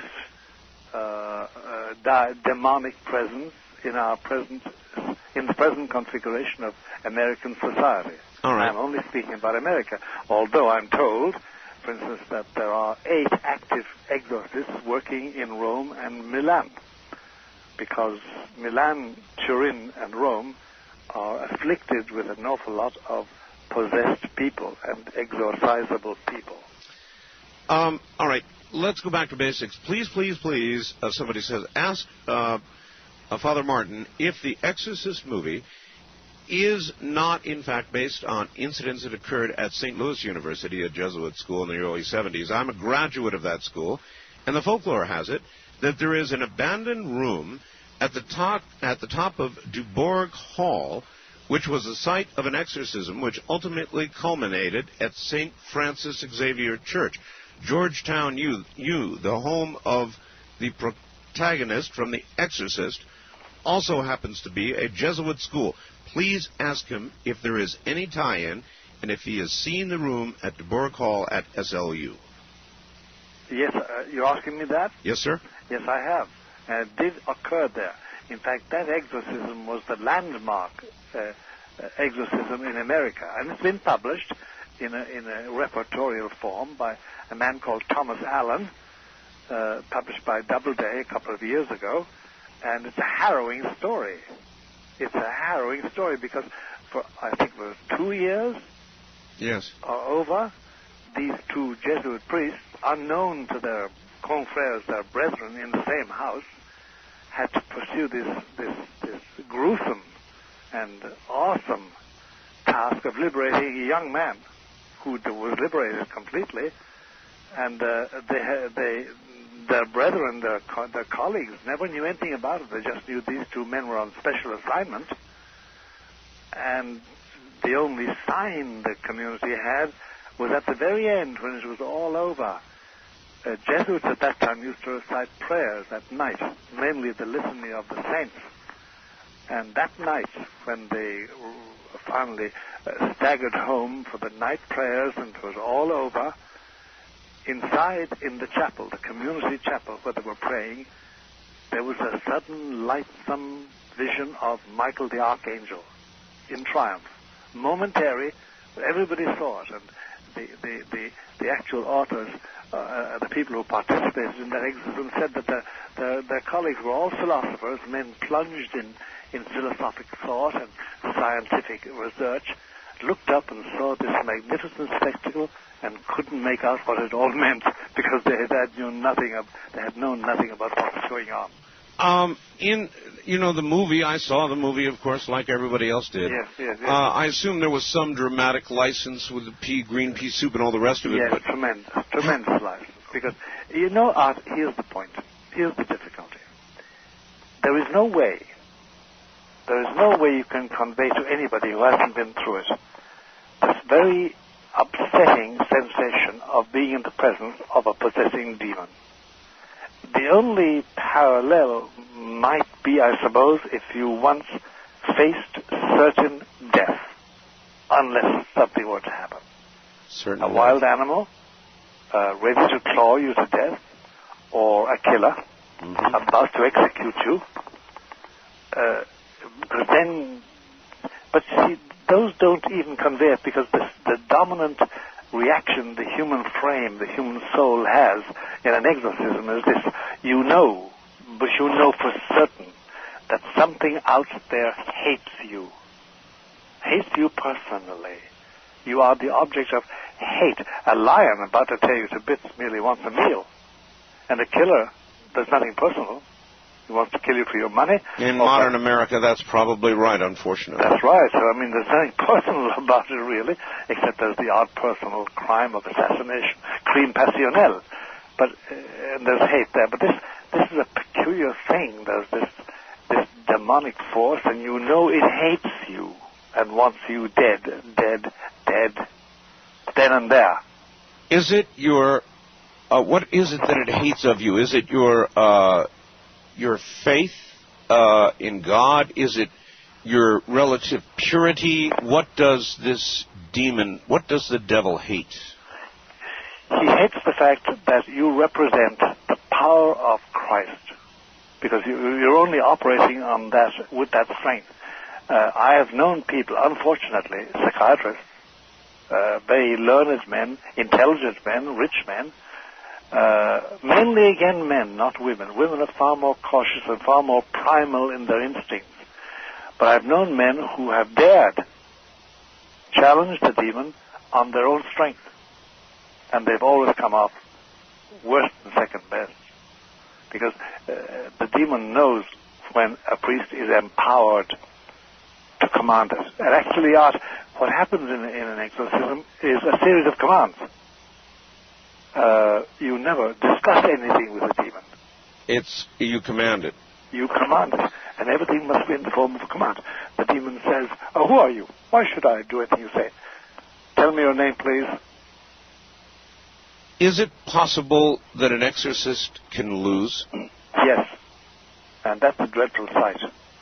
Because then they have to, by severe methods, penance and fasting and prayer, they've got to shake loose the demonic influence. Remember, in the Gospels, there's this, the Christ pictures the man who from whom devils were expelled, and they say, "Well, now, where are we going to go?" And they say, "Well, let's get 7 more devils and go back and invest this man all over again." So then an exorcist who would lose might himself be... He never recovers, Art, to break in on you. He never recovers. Never? Never. I've seen it happen, and it's too much for the human frame. Because involved in a failure is some act of pride. It's some very bad mistake. And I've seen pathetic failures and monumental failures. Well, then, how and who chooses those who would perform an exorcism, Father? Well, once upon a time, when in the Catholic Church, the science of exorcism, the skill, the exercise of exorcism, was something passed on very carefully from generation to generation within each diocese. There was a school of thought. An old exorcist would talk with the bishop and say, "Well, I know young Father so-and-so, and he seems to have the character and the disposition to pick up where I leave off." Mm-hmm. And he would train this young man over years. All right, Father, I'm going to ask you, I'll tell you what, I want to get through this. Go ahead and remove our little experiment, and remove it, and we're just going to try to have to ask you to, if possible, stay away from the phone by about a couple of inches, and when you do, everything's just fine. How is that now? God, that's wonderful. Okay, we'll stay right there. Okay. And Art, if I don't, you say, "Malachi, attention," and I will immediately attend to it. All right. At any rate, so they pick a young... Yeah, they used to. Nowadays it's much more haphazard, Art, because there is no continuing school of study of this. Many bishops do not believe in the devil. Many priests do not believe in the devil, or in hell, or in the demon, or the demonic. They explain it away by, in terms of psychology, or in terms of disease. How can that be, Father, if there is God? A loss of faith. Faith. Art, our body politic, the Roman Catholic organization, as an organization, we have a crisis of faith amongst the prelates, amongst our leaders. That is the big crisis of the Roman Catholic Church. And after all of these hundreds and hundreds and hundreds of years, how can that be, and why is that? Well, that is the prime question being asked today. And Catholics will say, when they study it, they will say, well, God is not giving the grace, His favor. There's an entity, a thing He gives called grace. It helps you to overcome temptation. It helps you to be good. It helps you to help your fellow man and to do your duty. If He withdraws that grace, and it's a supernatural entity, it's a supernatural ability, if He withdraws that from you because you're unworthy of it, then, my friend, you can't act virtuously. You fall. And the terrible thing is that once you lose that faith, once you lose that grace, you don't get it back automatically by saying, help me. You don't. Well, Father, if this is happening to the church, and if the need for exorcisms has arisen 800%... I know. You can picture our difficulty, Art. Then you've got the picture. I picture a war underway, one that at least at present we don't seem to be winning. That is about the lugubrious, the way you should state this very lugubrious fact. There is an intense war, and we are losing battle after battle. Now, we have a promise from Christ that ultimately we will win the war, or He will win it. But we're losing battle after battle, and it's obvious in everyday happenings, and it's obvious in the way our prelates and some of our priests are behaving, and in the dissolution of what was once a monolithic institution, an organization. Now, all the while I'm talking about the organization, Art. It's the actual organization. Yes. Once upon a time, it was the premier monolithic organization which withstood everything for 2,000 years. It is no longer there. We are in deep doo-doo. We really are. I make a joke about it because it's a very painful fact for me. Such a fast fall, such a quick change. It took merely 30 years, ostensibly, since 1965, for this disruption to take place. But now we know that the rot, the change, started way back at least 100 years ago. A real rot. Is there a marker? Is there a point, or was there an occurrence that marked that change? Yes. There was a meeting in Rome from 1962 to 1965 called the Second Vatican Council. A council in the church is a gathering in of all the bishops. And there were 2,800 bishops at that particular meeting for 3 years. They came for sessions in the autumn and the spring, each of those years, 62, 63, 64, and 65, under a pope called Pope John the 23rd. Fast, roly-poly, genial John the 23rd. The good Pope John, as they called him. Yes. And the result of that meeting was this sudden hurricane of change and abandonment of what had been done for 1,500 years. 1,500 years, Art. The change was so violent. 1,500 years. And, I mean, for instance, you take small things that happened, like there was an order of nuns, teaching nuns on the west coast of America. It had, I think, 49 or 59 schools for girls. It had 600 nuns. The effect was to disband the entire order and close all the schools. And they took to rational psychology instead of religion. And they ceased to be nuns. They abandoned their vows. They walked away. What in the world would lead them to that change? I mean, what internally went on? What sequence of events unfolded that... They brought in psychologists who analyzed and pointed out to them that they were very unhappy women. They were unfulfilled. They weren't married. They had taken vows of poverty and celibacy and obedience, and they were not living like normal human beings, enjoying themselves and tasting life to the full. And so they all abandoned it.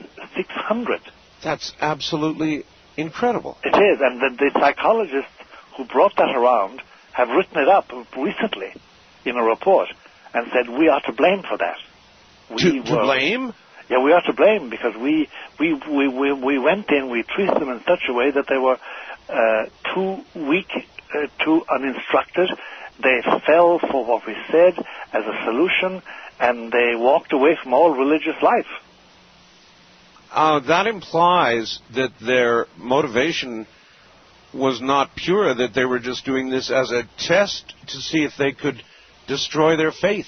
That's right. That's right. It does say that. These psychologists are very repentant now. They say we destroyed an entire school system. We destroyed an entire way of life, religious way of life, which produced saints and zealous people that did an awful lot of good to so many families, Catholic and non-Catholic. And we didn't know what we were doing. We were experimenting with the human, what they call the human potential. Their argument to the nuns was, you must fulfill your total potential. And fulfilling their total potential meant that they laid aside their religious habits and they got married or had dates. Sure. And went through the normal crises. But the result was that they lost the grace of their religious vocation and closed their schools. They closed all the schools. The potential for human evil never ceases to amaze me. I know. It's fantastic. And the point is that the potential was there, and now that's only one example. I mean, that is only one example. For instance, in that year alone, 1968 alone, there were 48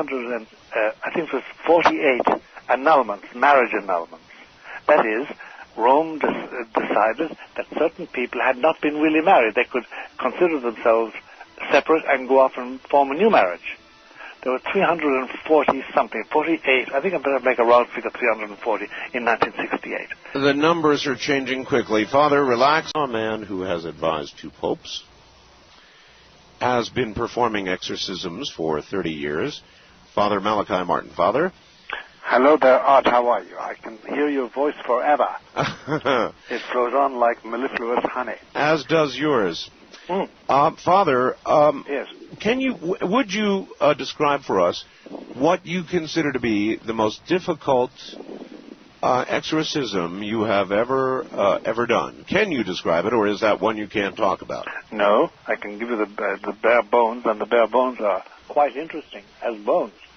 This was an exorcism in the northeast corner of America, to leave the location actually anonymous for the moment, because actually in all this matter, whenever we talk about it to people outside the circle of exorcists and outside the actual exorcism itself, we are bound by laws of privacy that are very strict. You'd be surprised at how sensitive people are. They don't want the people in the office to know they've been exorcised. Sometimes they don't want their wife to know, or their husband to know, or their family to know. No, I'm not surprised. Because it's between you and me and the Holy Spirit. Exorcism, possession and exorcism, is a dirty, mucky, inhuman, insalubrious, undignified, filthy event.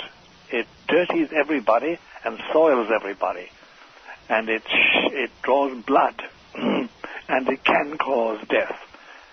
What it does to the exorcist in the long run, it deprives him of sleep. After a major exorcism, you never sleep deeply for a couple of weeks. You don't participate in a good meal, and enjoy the food. No, you can't. You just can't. Something is being cut out of you. And I must say I agree with that old exorcist who told me years ago when I was a young man of 27 in Cairo and later on in Rome, look, young man, a bit of you is going to die every time you do an exorcism. Some portion of you is going to die and go away to God and wait until you die and go to the other side. And it's true. Something does die in you.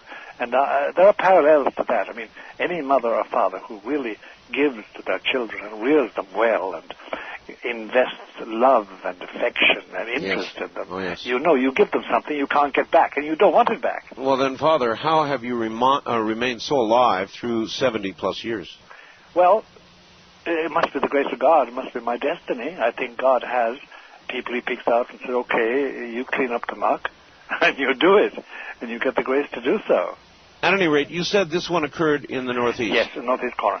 And it was a young man, and he had gone very far in a coven to which he belonged, a coven of a coven. Let's put it like that. I don't want to identify it further because identification is so easily done. Yes. And he had finally come to the point that he was out of control at certain moments and then back in control again. And his parents, he wasn't married, thank God, at that stage, came to us and said, look, our son needs help. And he went through the usual tests, physical, first of all, and then psychological. And the psychologist came back and said, no, the pattern is normal. There are aberrations there, but they can be corrected with therapy. There's something that we don't understand. And was the key, is always the key for us, to know that we could possibly have a case of possession, because you never know until you go into it. So then we set up a trial beginning, and yes, it turned out that the demon was there and challenged us, and we had to enter the exorcism fully. It took about, I'd say it lasted a year and a half. A year and a half? A year and a half. In relays, we did it.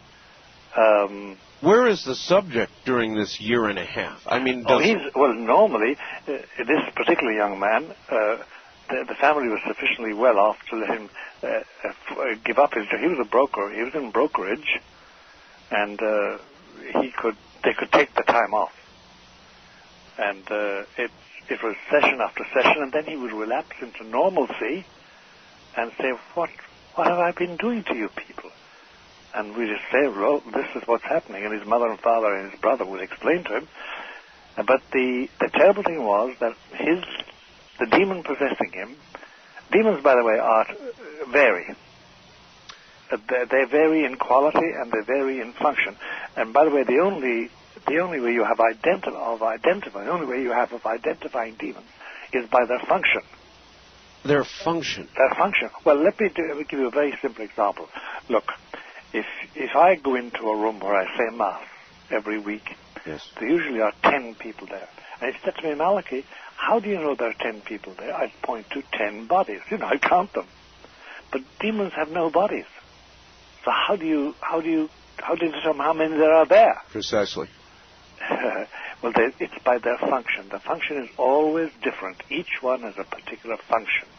And that function is a distortion of an angelic function, because originally they were all angels before they fell in revolt and rebelled against God and were condemned to hell and condemned to be demonic for the rest of their existence in eternity. This particular demon was the demon of the desecration of human love. That was his main function. The desecration of human love. Yes. And in his paroxysm of possession, this young man would give violent and heart-rending descriptions of contempt for the human act of love, for the act of a mother's love. For the physical act of love, or do you mean the... Both. Everything. Physical, psychophysical, mental, everything. Just love, human love. But of a mother for their children, of a father for his children, parents, of lovers, love of your country. But it's the desecration of human love. And if only some people could realize how contemptuous the demon is of our human love making, whether it's parents and or lovers or whatever, married people. Well, in most depictions on the silver screen of contempt for love, there's, as there was in The Exorcist, there's just horribly degrading demonstrations of physical disregard for That's right. the human sexual act or sexuality. That's period. Right. That's right. That's the kind of thing you see? They endeavor to demonstrate that on the silver screen. It's very difficult because it's taking a typical passage from that particular exorcism, which I would never forget. The demon again asserts himself in his right. You have established his name. the name he wants to be called by, or it wants to be called by. We always say he because that's a general pronoun in English, which means anything, he, she, or it. Yes. And you know the name, and you say, well, then why are you torturing this young man? Why are you twisting his lips and filling his mind? And then there follows a stream of language which nobody would permit to be said on the air. Yes. As such. But the idea was that, well, he has become an instrument of real degradation for physical love and for the love of his parents and the love of his brothers. Father, how would a psychiatrist delineate between, and I certainly understand what you're saying about what the symptoms this man had, between a true psychological difficulty and something that goes a step beyond that required that you be called in? This is where the good psychiatrists, whether they're Christian or Jewish or believers or unbelievers, where they send patients to us. We get them every week, letters from a psychiatrist in Illinois, in wherever, saying, I have such and such a patient, and he or she wants to come and see you because... And then what they always find is this, that there is a normal pattern for various mental afflictions, mental troubles that are listed in the diagnostic book published by the American Psychiatric Association. Sure. But then there are a series of phenomena that don't respond to anything. And when they meet those phenomena, for instance, the person starts speaking suddenly a foreign language. The person suddenly has the power of levitation. Have you seen that with your own eyes? Oh, yes, I've seen levitation, and I've heard the foreign language. Some of them I understood, and some of them I didn't understand. Or else they find the patient saying to them, Doctor, you've been sleeping with another woman, and she's not your wife. They have a knowledge which has nothing to do with psychology at all. Which generally is true or not? Always accurate. Always accurate. Always accurate, because, you see, once you commit sin, the theology is that is known to the devil. Sure. Can be known by the demon. And God can wipe it out. And only God can. There is a story about that marvelous saint who was assigned to a convent in France in the 1700s because there was a nun there saying she had visions of Jesus.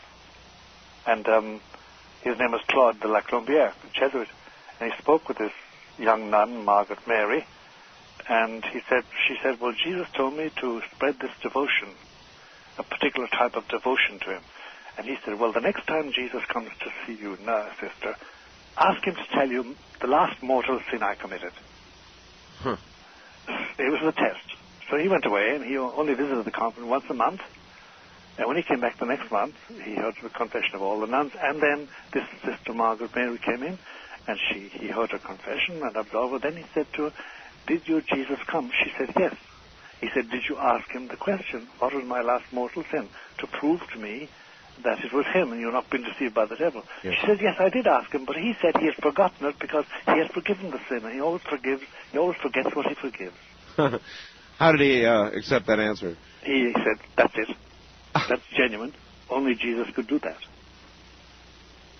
Had she come back and correctly named the last mortal sin, then he had confessed that sin, which he had, then she knew it was the devil. He would have known it was the devil. So you spent alone, Father, a year and a half, or was No, we had two others working with us. Two others. There were three of you. We had to. We couldn't do it because we knew it was a long-term thing. This was an ingrained possession, and the demon was of a very exalted kind. We suspected who it was or what it was, but we could never establish it completely. But it was a very higher up, really. It was a demon of great power and resistance.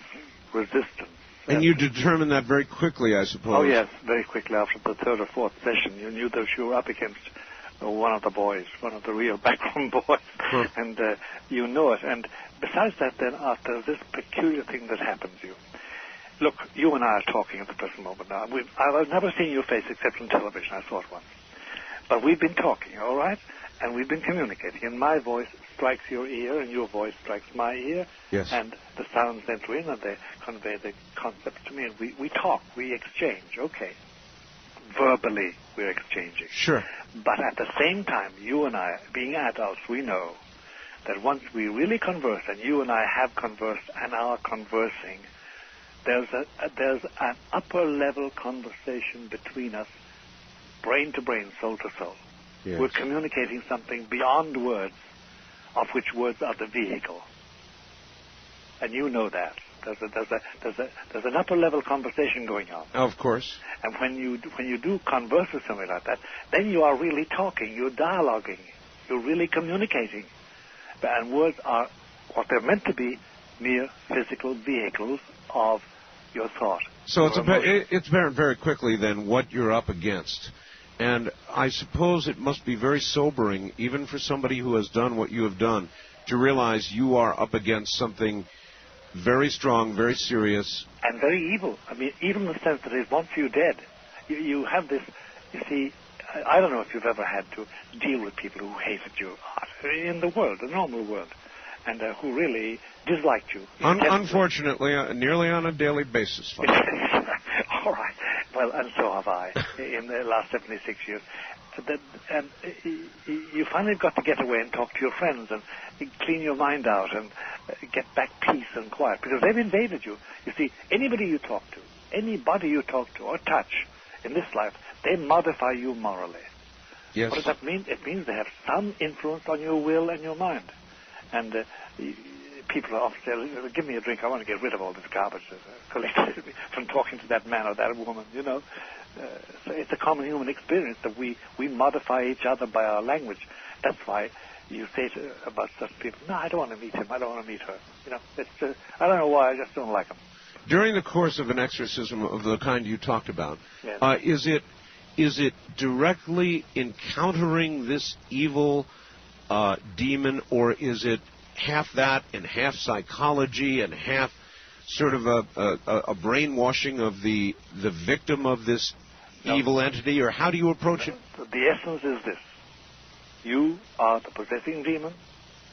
I make you give me your name. I am now going to command you to get out. And the tussle, the squabble, the fight, the struggle is precisely in getting it to relinquish its hold and to go. It's a confrontation. And I often hear about people doing exorcism in the sense that they say healing prayers over somebody, and they pray, a whole crowd of people with hands joined around somebody who is behaving in a way that suggests demonic obsession or possession. That's fine. I have nothing against prayer. Healing prayers are a great idea. But an exorcism is a confrontation.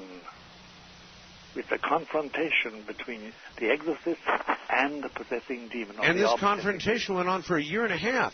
That's right. That's right, because the demon would disappear. We called him Mr. Flash. Because, so, in other words, you could only confront him when he was apparent, when he was there. That's right. But then, you see, habits form. And it gradually became apparent to us that at certain times of the day and certain times of the week, the demon was much more communicative. Uh-huh. It was a funny thing, and we had one psychologist with us right through all that, and he's still practicing psychiatry, but he has modified his entire process. He no longer, he works pro bono now completely, because he went through such a searing experience with the whole thing. But he was right through it all, and he performed the post-operative, as for therapy to the person, because once they come out of that, and once they don't know what happened. Usually they don't know what happened. It's just sort of like the last year and a half was a big blank? A big blank, and then they begin to get memories and images, and the psychologist has to deal with those. All right, I would be interested when we come back. Relax for a moment, Father. I'm back now to Father Malachi Martin. Father, hello. How do you know, Father, when you have arrived at that moment when you have him, when you have found the weakness in this evil, and you can cause it to leave. How do you know when that moment arrives? That is a question I want to answer, and it's something along the following lines. Okay, the confrontation has gone badly for the demon, and it has had to yield its name, and when it started to possess this particular person, and what were its intent, and what has it achieved, and finally there comes the point where you insist commandingly that it depart, and it depart in the name of Jesus Christ. Its will has been broken. Yes. Its power properly has been broken, because their will stays firmly anti-God and full of hate and full of filth, real filth, filth that's disgusting. But it's you take away their power. There comes a moment when you almost hear, and sometimes you do hear, what would be described in human language as a yowl of pain, a real groan, but it sometimes has a physical analog coming from the mouth of the possessed person. An agony. Yes, there's something departing, as it were, to die. Of course, it doesn't die, it merely departs and has lost its foothold. And here there's a funny thing which we should go into later on, but it's a fine refinement of the whole question. It's this: what happens to them when you expel them? And why don't they want to leave? And why do they come in the first place? Yeah, oh yes. But get back to answer your question directly. It's the transformation in the possessed person that takes place. Sometimes, suddenly at that moment, when, and by the way, you never know. You've got to keep at it until you reach the point. Suddenly, it's as it were a giant, invisible, torturing claw lets go of them. They suddenly relax. So it is like this giant battle. It's looking for your weaknesses. You're looking for its weaknesses. That's right. And any weakness you have, they'll exploit it. And you're probing each other. Yes, probing and tempting each other and threatening each other. You by commands, it by suggestions. And it takes, I remember listening to a young exorcist tackle a demon once and interrupting him and pushing him aside because he was beginning to answer questions put to him by the demon. And that's fatal. That's the beginning of control. Yes, because then he has your mind. Then he can attract you. And you haven't got an angelic mind. That's all about it. You've got a human mind with all its limitations. But the possessed person, there's the sudden relaxation. And the face, it's the face, really. Changes. Whether their eyes are open or shut. It's this sudden look of total peace, total relaxation, total... it's like sleep, but it isn't. And then you know, and when they open their eyes, if their eyes have been closed, they ask where they are. And they have this extraordinary peace, extraordinary joy, extraordinary happiness. And it's luminous in their eyes. And they want to eat something, they want to drink something. And the symptoms, they're all gone. They're all gone. The demon has departed. And the psychologists we've had present register everything, heartbeat and pulse and everything else. And they say there's a dramatic change in all those things that takes place at that moment of resolution. But it's chiefly what always struck them was this sudden transformation of the person from being an ugly, distorted, misshapen face and tortured and with filthy language and sometimes filthy smells and filthy cold atmosphere or stinking hot atmosphere, all is suddenly over.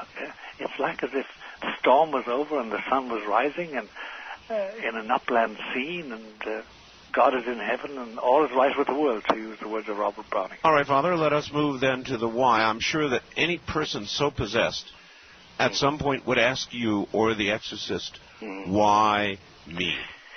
Well, why me is one question. Why ever anybody at all is something else. And what does the demon get out of it? And why do they not want to leave once they're there? First of all, why me? We tried art. We did our best over a period of years.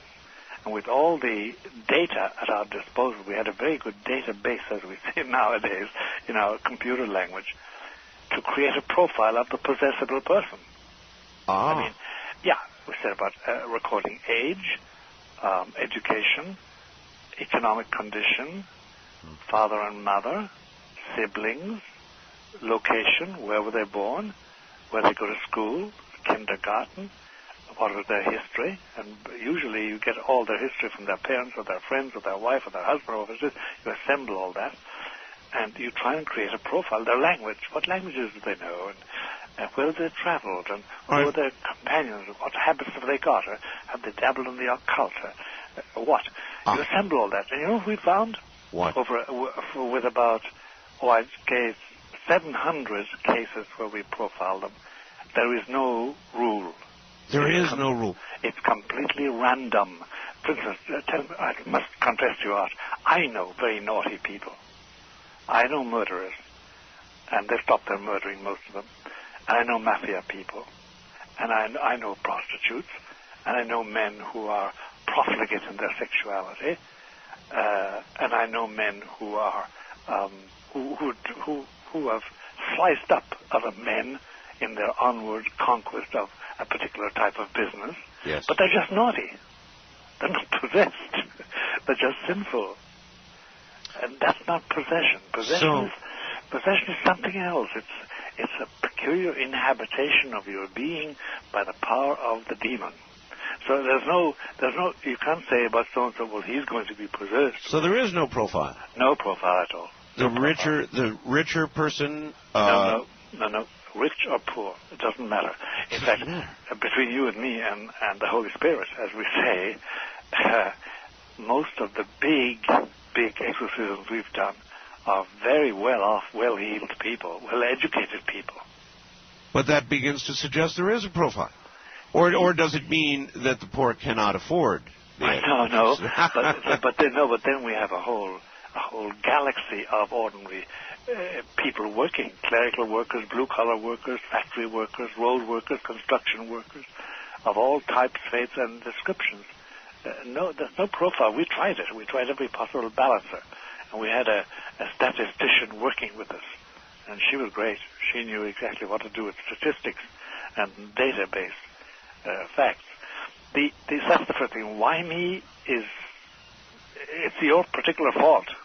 Because, by the way, nobody is ever possessed or obsessed unless they say yes. You have to say yes. That's what that was where I was going to go next. No. Is this most times invited, or does it ever occur without invitation? It always occurs through invitation. Now, by the way, Art, there's more than one way to skin a cat. And there's more than one way to say yes. Well, let me give you sort of variations on that. For instance, I, at the age of 28, working very hard, teaching little boys Greek and French, I had to stay awake at night, I had to stay up at night working and get up early in the morning to prepare my lectures and prepare the papers and correct the exams, etc. And I needed to, so I took up smoking. And I said, no, it'll keep me awake. I became addicted. Did I say yes? Not formally, but yes, I did actually. You were a smoker. I was a smoker, and I was addicted, and I said yes to it. It's like I had a marriage case a few years ago where they were breaking up, and they were engaged, and they were supposed to get married, and they came to me because they were breaking up, and I knew them. I knew both their families, and the confrontation went something like this. He said, well, I didn't ask you to fall in love with you. And she said, no, John, I'm sorry. You did. You did everything. You carried me on my first date, and you kissed me on the cheek, and you held my hand, and you went to bed with me. You did everything to fall in love with me. Huh. He said, you said yes to me, and now you want to renege on that yes. And she needs a compensation or something. I don't know what she wanted. I forget the details of it, or I prefer not to recount them in public. But the point is that saying yes is a very, very easy thing to do. To drink, to cocaine, sure, to illicit love, to licit love. We say yes in various ways. You haven't got to say Y-E-S, you know. It's very easy. So, same way, I find, for instance, that if I use a Ouija board, I get answers. And I follow those answers and I profit by it. It helps me. Or I find that if I have a seance with certain people in a coven, and they don't call themselves a coven, but they're very nice people, but they do consult the spirits. And I find I get consolation from it and encouragement, and I slowly enter into a compact. I never say I will make a pact with you, but de facto I do. I come to depend on it. I'm saying yes all the time. Father, may I ask you about this? If you were not a Catholic priest, yes, but instead were a Native American, would you be a medicine man? And if so, what a medicine man is from time to time called to drive out spirits. Yes, they are. What are they doing, Father? Are they doing the same work? Is it the same channel? Is it... I'll tell you, Art, what I think. It's not that you've asked a personal opinion of a very difficult subject, but my experience is the following. And I'm not merely talking about Native Americans. I'm talking about Baptist clergymen I know. Sure. Anglican clergymen, Episcopal clergymen, Greek Orthodox clergymen, Russian Orthodox clergymen, and some Methodists. I'm talking now from experience of people, but mainly evangelicals. I have seen such miracles of cure and restitution, yes, and depossession worked by these people, including Native Americans. Yes. Really shamans, you know, the old type. Yes. That because of my beliefs, I must conclude that my Lord Jesus Christ, in whom I believe, and who is, for me, the source of all power, has used them in their innocence and their faith to cure people outside the reach of, say, a Catholic priest like me. Do you understand what I'm trying to say? Perfectly. Yes, perfectly. Yeah, I'm firmly, I cannot deny that. In other words, you've got to make it fit. That's right. I've got to make it fit. I know a Baptist minister. He's an old man now. But, I mean, he has done Trojan work in this matter, and I cannot imagine that any demon would obey him unless Jesus gave this man the power. And therefore it's the grace of my Lord Jesus Christ that has helped him do that. And these are people who have nothing to do with Catholicism or with some of them with Christianity, but it has worked. But I have that experience, and I can't deny it. And actually, there's an old principle in Catholic theology which says Deus non allegatur sacramentis in Latin, which means that God is not bound by sacraments as such when he wants to be free of them. Normally, he does use them. He does use his priests, but he can use his powers wherever he wants to. And I have seen that power used for good. And I must conclude that it is the grace of my Lord Jesus. So there may be many channels to the same source. Of course there are. But once you come in contact with the source, Jesus, the Lord Jesus and his life and his church, then you have the obligation in conscience yes, to search and ask. Because, you know, it's like the rich young man in the Gospels that he came to Jesus and said, look, I've observed the commandments all my life. Jewish commandments, the Torah, and the 613 precepts. What else need I do? And Jesus looked at him and loved him, the Gospel says, and said, okay, sell what you have, give it to the poor, and come follow me. And the young man went away sad because he had many possessions. And it's a mirror of what does happen with a lot of people. They see what they should do, but they can't give up that particular thing they love. They can't renounce what is bad in their lives, what is repellent, and therefore they can't accept his grace. Father, we talked about something last time that has left a chill down my spine. Namely? Maybe for personal reasons. I don't even know. Yeah. You have said there are perhaps millions of people walking around who have, in effect, made a deal with the devil. Yes, that's right. They have said, give me, I don't know, success or whatever. Love or whatever. And they've made this pact. And now, I think you're right. I think there are millions of people walking around like that. These are people not possessed, as we have discussed, with a traditional possession. No. But they've made a deal and they know it, don't they? Sure, they know it. Then you see, Art, there's this terrible thing about it, that if you make the deal and live up to it, here's the thing that gives a chill to my spine, and probably is what you're talking about in your case. If you are totally faithful, put it like that, to your agreement, if you're totally faithful to it, you will be helped by the demon to a certain degree or a great degree. He will foment you. It will foment you. It will help you. It will enlighten you. You will get light. You'll get solutions. And you will prosper. Now, your end may be miserable. Well, Father, there's a lot of people out there right now who are probably quaking as they listen to this. If you are totally faithful, put it like that, to your agreement, if you're totally faithful to it, you will be helped by the demon to a certain degree or a great degree. He will foment you. It will foment you. It will help you. It will enlighten you. You will get light. You'll get solutions. And you will prosper. Now, your end may be miserable. Well, Father, there's a lot of people out there right now who are probably quaking as they listen to this because they're doing well one way or the other, and I'm sure at some point in their life they've said to themselves, they thought, you know, I'd just about do anything to have the following. That's right. That's right. And they did, and they got it, and now they are possessed.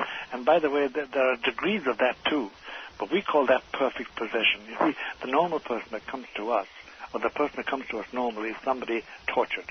And his psychologist or his psychiatrist or his parents or somebody says, look, you better go and consult a priest about this because it's nothing to do with medicine. And he does.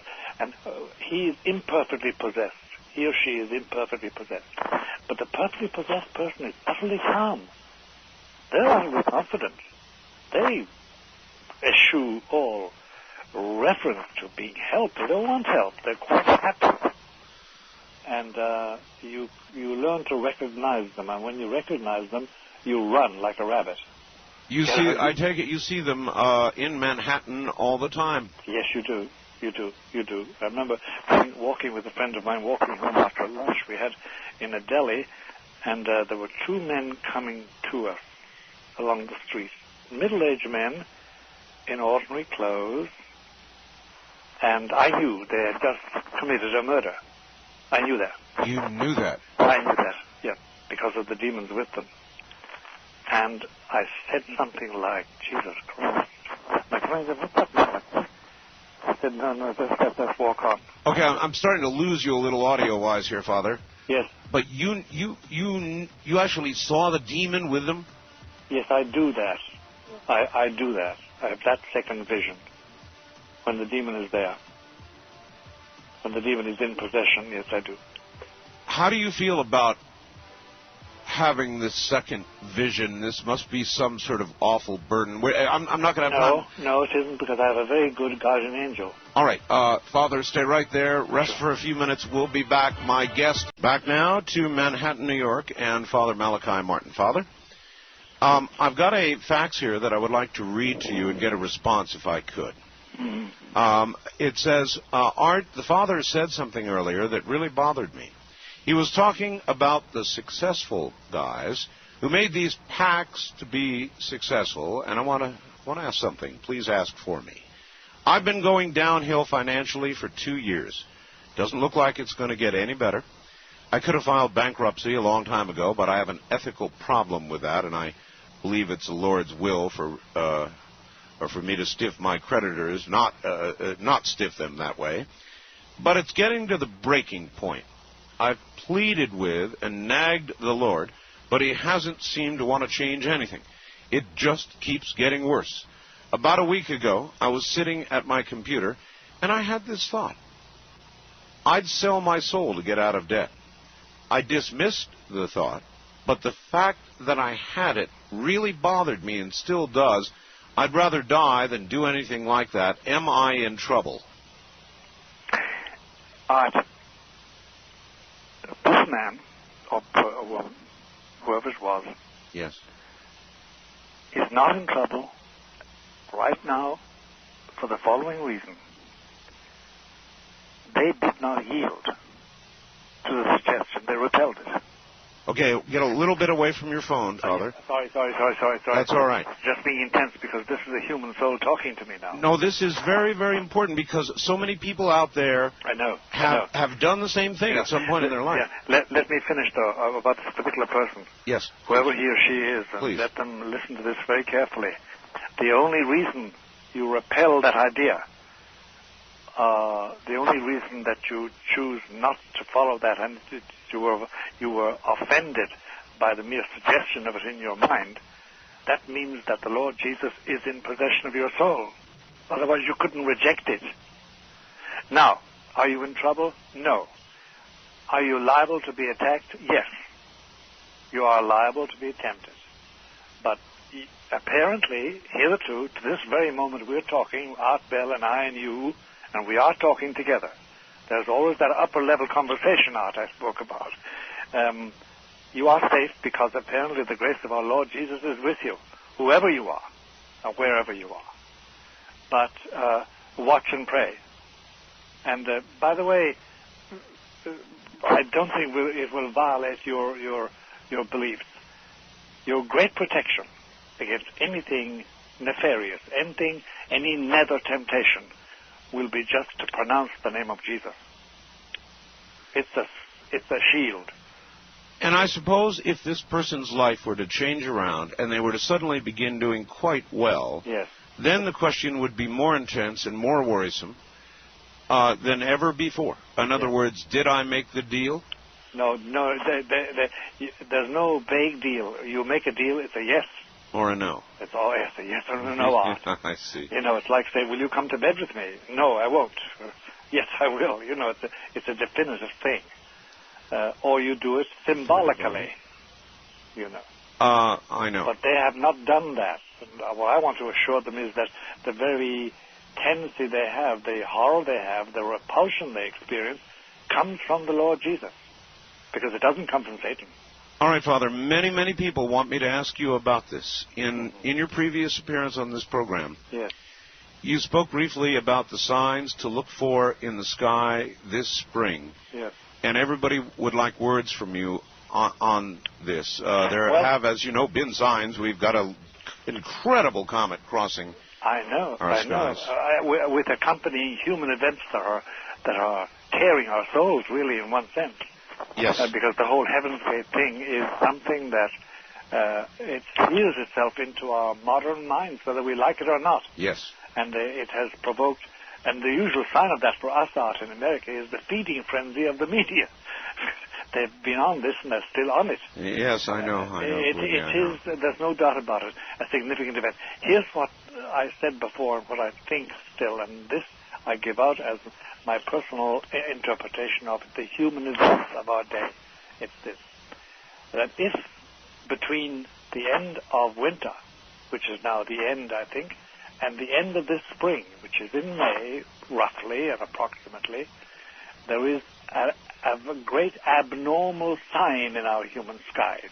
It's not merely the comets, which is a marvelous thing, there's no doubt about it, but something really truly abnormal that makes the whole world stop for an instant, or longer than an instant. Then, in that case, if anybody has any faith, let them take it out of his pocket and polish it up.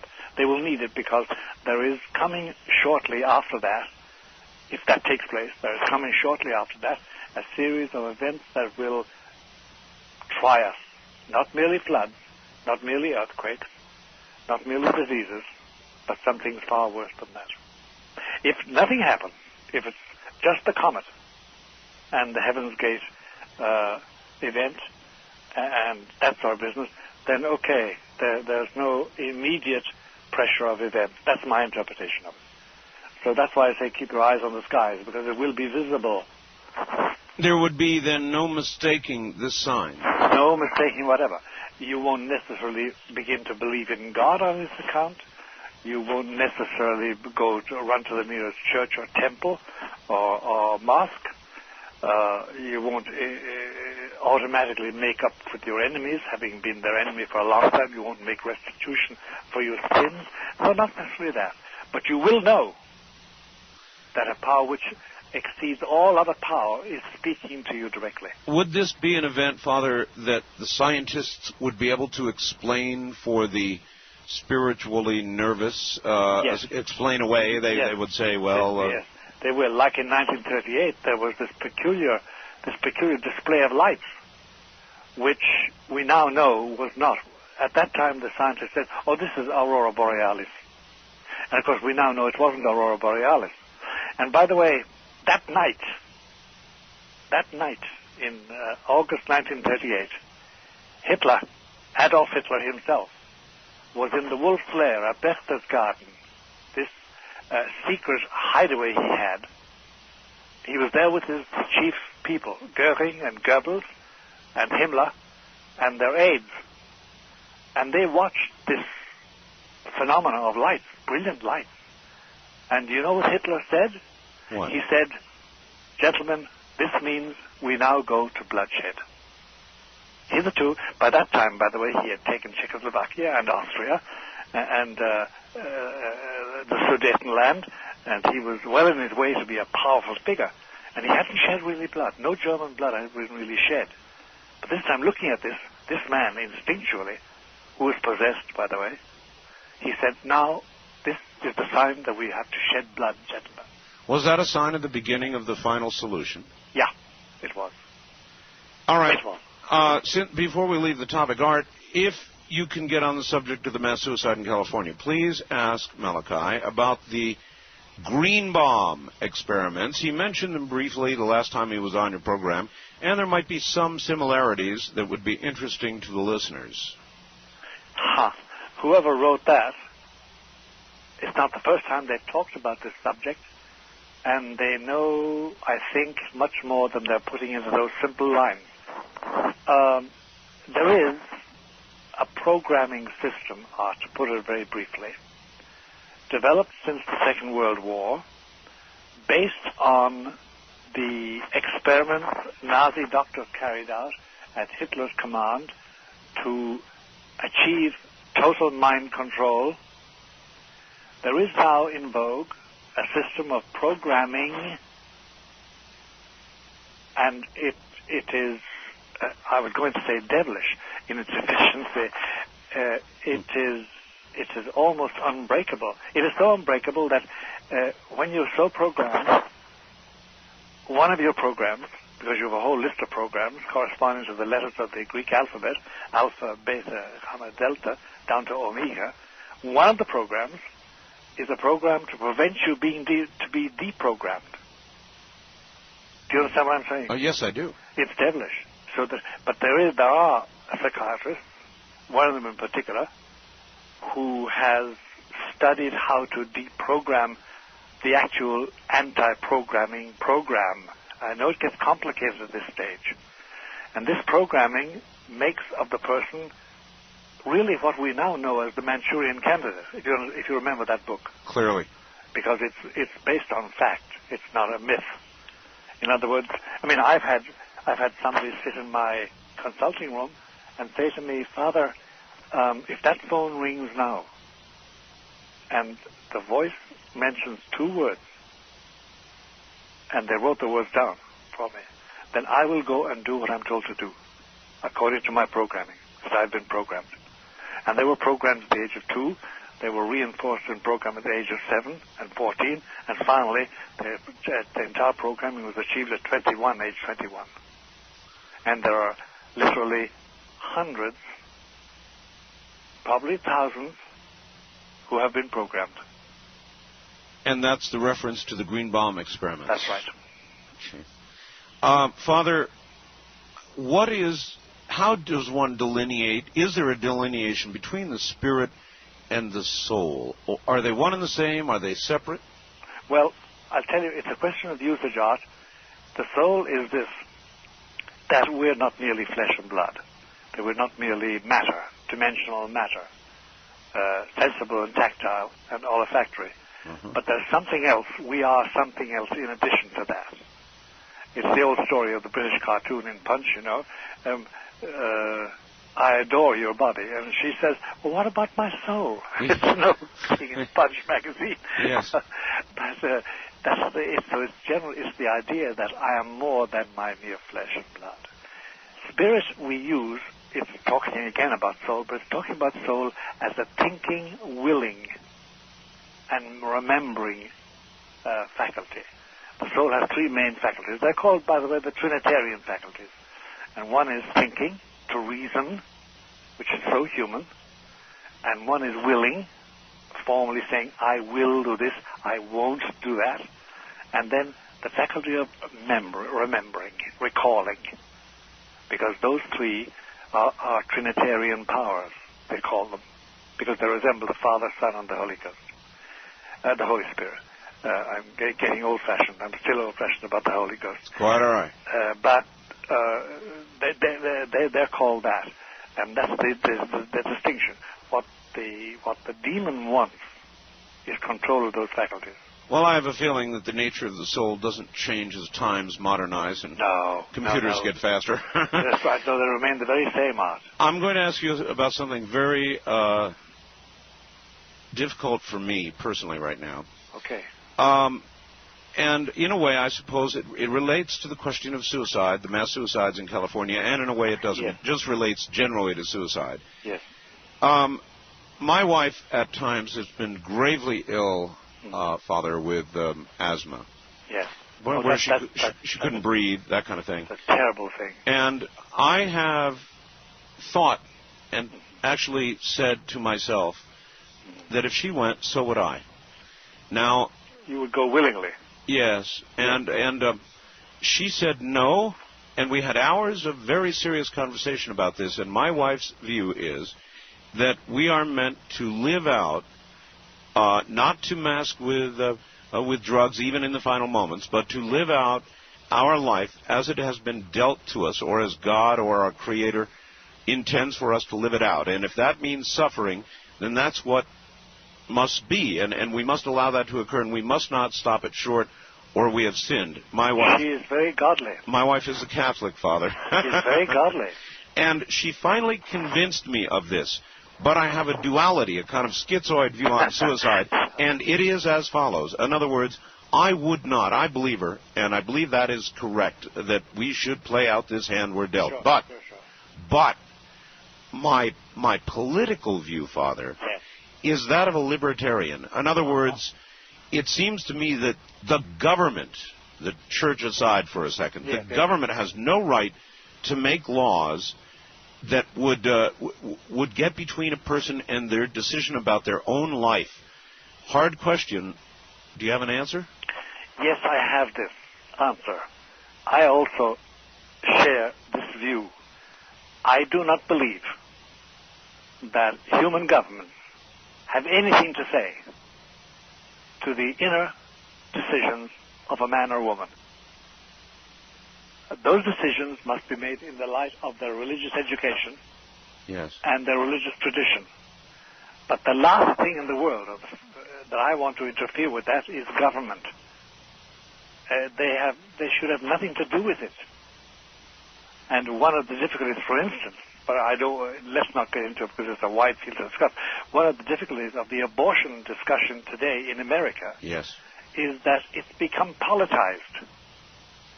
It's become a political football. It has, yes. And that, therefore, obfuscates the moral issues at stake. And it involves vested interests, including money. But I'm not broaching the whole question of abortion by that. I'm just saying that the intrusion of government into my private life is unwarranted.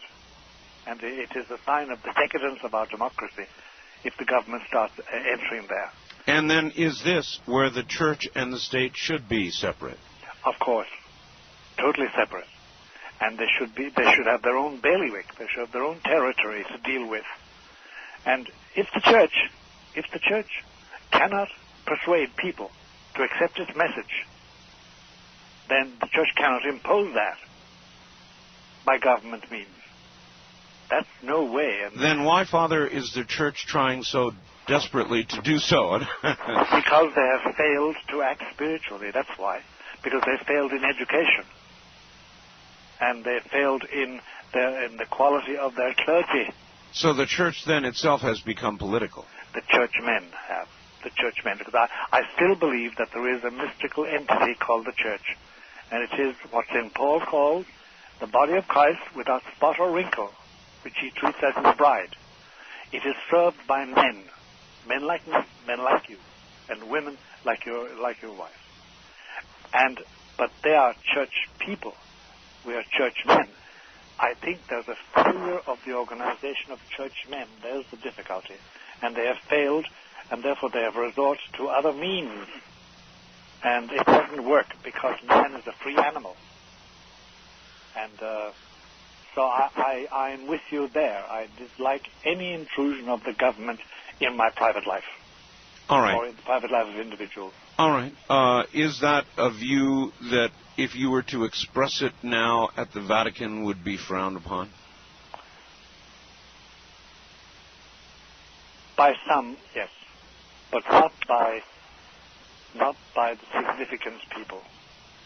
Thank God. On that point, the significant people would say, yes, that is the ideal. Whether people achieve that is something. Mm-hmm. But I'll tell you this much. Christ must abhor. He abhors a lot of things, I think, that are bad. But one thing he must abhor is politicking clergy, a politicking priest. He was put to death by them.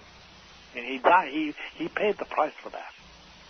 And politicking clergy, politicking prelates have been the cause of so much misery for Christians, for Catholics, yes, for believers, that they are abhorrent to me too. All right, Father, hang tight right there. Rest for a little bit. We'll be right back to you. And when we return, we will ask about 3 days of darkness. Come along. Now back to Father Martin. And Father Martin, we talked some time ago about 3 days of darkness. You said it would be dangerous to be abroad, outside your home, or even inside your home. Yeah. Somebody is asking, what is the nature of the danger? Is it civil, natural, spiritual? It is spiritual. Spiritual. Spiritual, yes. That particular prophetic fact, excuse my diction, is based on a private revelation which churchmen have accepted, which the Roman churchmen have accepted, made in various places in the year 1846 in La Salette, France, and in Fatima, Portugal, in 1917, and then at various other places since then.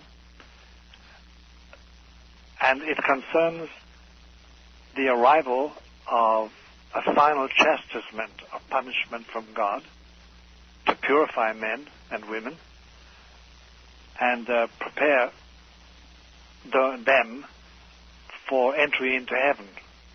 Not rapture-like, according to the normal one evangelical theory, but actually the end of the world. It's not exactly around the corner, Art.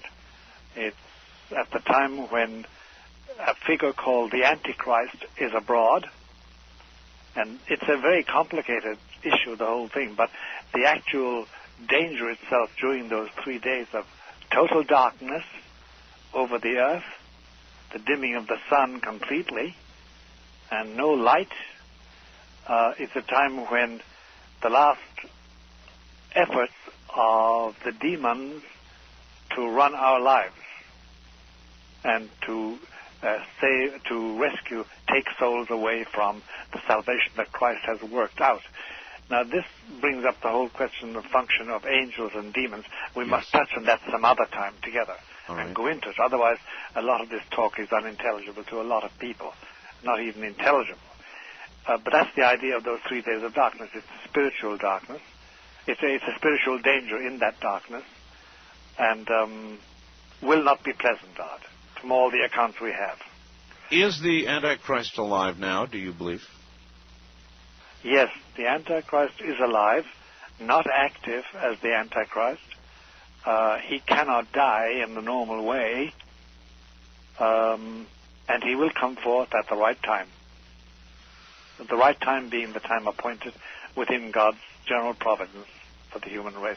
All right, maybe this following question will help. Yes.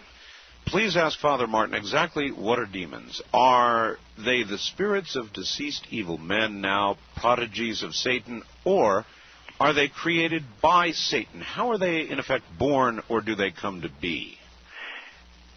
The belief, the fundamental Christian belief is as follows. God decided to create this world, this cosmos of planets and stars, and of Earth in particular. And he decided that he would create on that particular planet, this small little planet, by the way, he decided to create a race of men and women that would have bodies that were mortal and would have spirits that were eternal and immortal.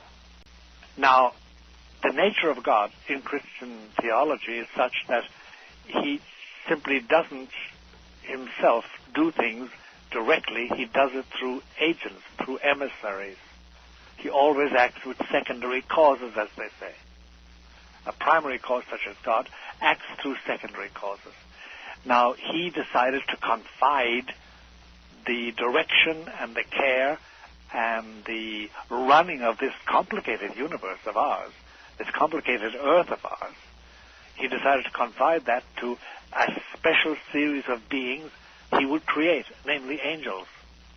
And they were created too, but they had no bodies, only souls. And, of course, will and intellect and memory and imagination of an intellectual kind. And they would have care and direction of this human race. But there was one outstanding fact about this human race that he let the angels know about, namely that he himself would allow his son to become a member of the human race. And therefore, that the angels would have to adore somebody with a body, who was human, who was mortal. And one particular angel, the chief angel, whose name in Scripture is given as Lucifer, son of the dawn, said, no, I haven't got a mortal body. I'm not limited in age like this godlet. I will not serve. And he revolted. And there was, therefore, the war which God allowed again, because God, there's a mystery about God, Art, and it's why he permits certain things to take place. Yes. But we should enter it. That's another question. That's a side issue for the present moment. And there was a war, and 1/3 of the angels revolted and were condemned, of course, because they couldn't defeat God. And God's war was symbolically and metaphorically conducted by a chief angel called Michael, who said to Lucifer, Michael, who can be like God? Because Lucifer said, I'm going to be like God. I will not adore. I will be like unto God. And Michael says his name means in ancient Semitic and in Hebrew, who is like unto God? Michael. Who can be like God? So the angels, therefore, the bad angels were, therefore, expelled from God's presence. But they still had a function. They were still, by nature, destined to work with men and women. And they still are tied to the destiny of this cosmos. And this Earth in particular, this particular planet, they're tied to that by destiny. But now their destiny is to try and snatch man's allegiance, woman's allegiance, from Christ, from God. And hence we have this entire battle of good and evil. Yes, we do. And there's no doubt about it, Art, between you and me and the Holy Spirit to invoke that saying again, that in this world as adults, we finally know it's either Christ or Lucifer. By the way, I use the word Lucifer, the name Lucifer, much more than Satan. Satan is a general term, by the way. It means, in Hebrew, it means adversary. That's all it means. Whereas, when you do exorcisms, you find out that there are two demons.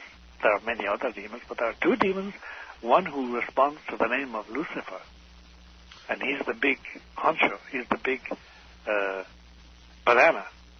And there's another one who's not as big, but very important, called Satan.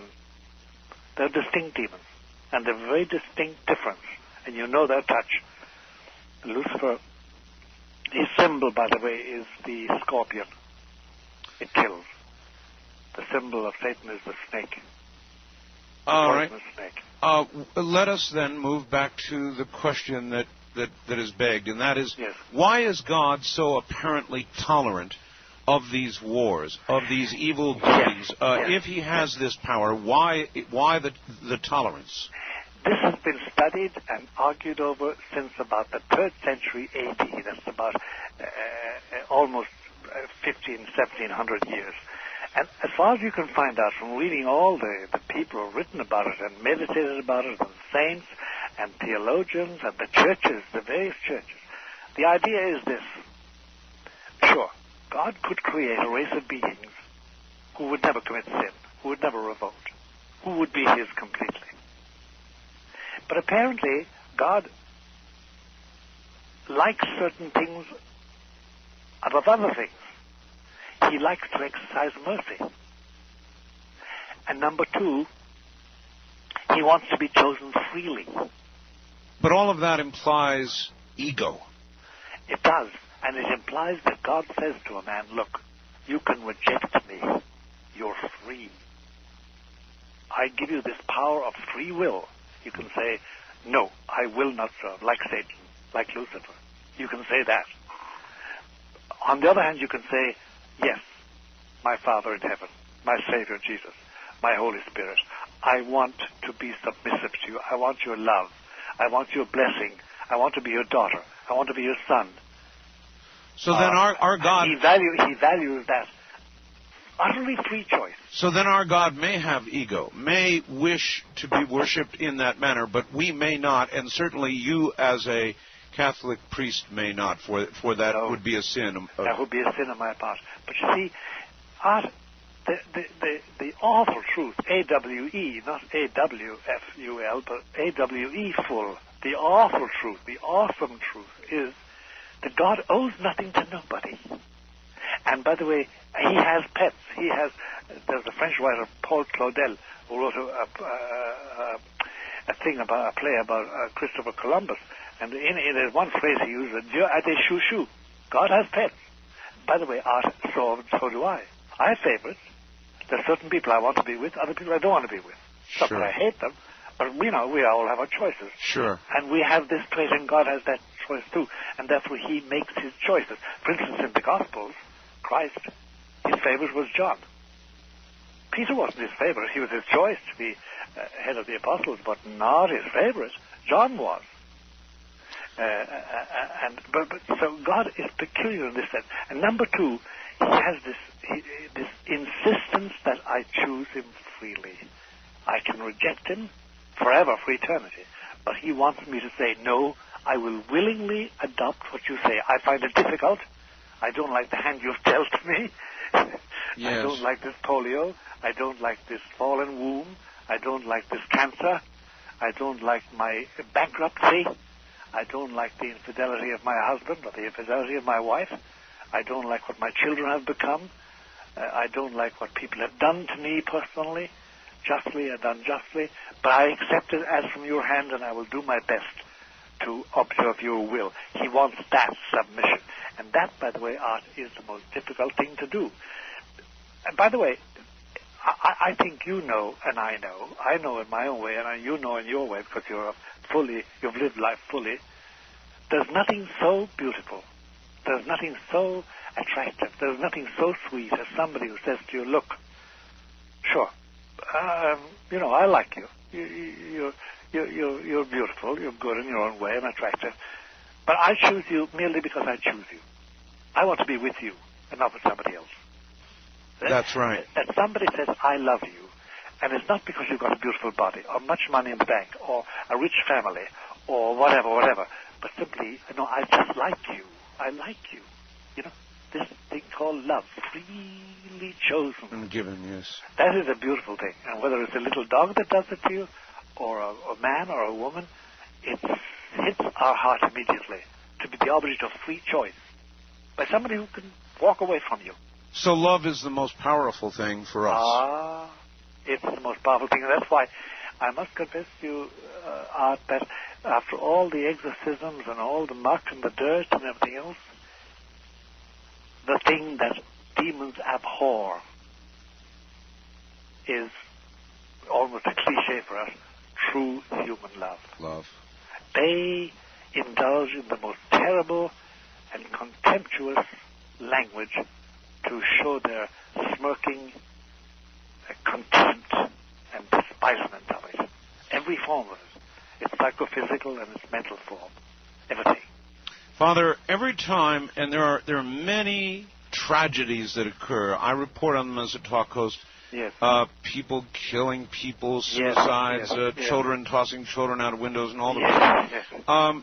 Every time that happens, I get a fax from a fellow named Mark, who declares himself to be an atheist, and he will inevitably say, if God is so great and so powerful, why in the world would he allow Hitler, for example, to murder over 6 million innocent people? And you just answered that question, didn't you? Yes, I did. And the point is, it's God's choice. I wouldn't have chosen it. I would not. But this is God's choice. And he is supreme. There's one scene in the death of Christ, and the life and death of Christ, when he was on his way to be crucified. And crucifixion was a nasty thing. But he met some women from Jerusalem along the way that were crying because they knew he had cured their children and consoled them and spoken the words of wisdom. And he said, listen, don't cry for me. I'm the greenwood. You're the dry. And if they do this to me, what are they going to do to you? I mean, it's a frightening thing for the gentle Christ to say that. And it's the truth. There are things that happen. We deplore them. I deplore the whole Shoah, the Holocaust.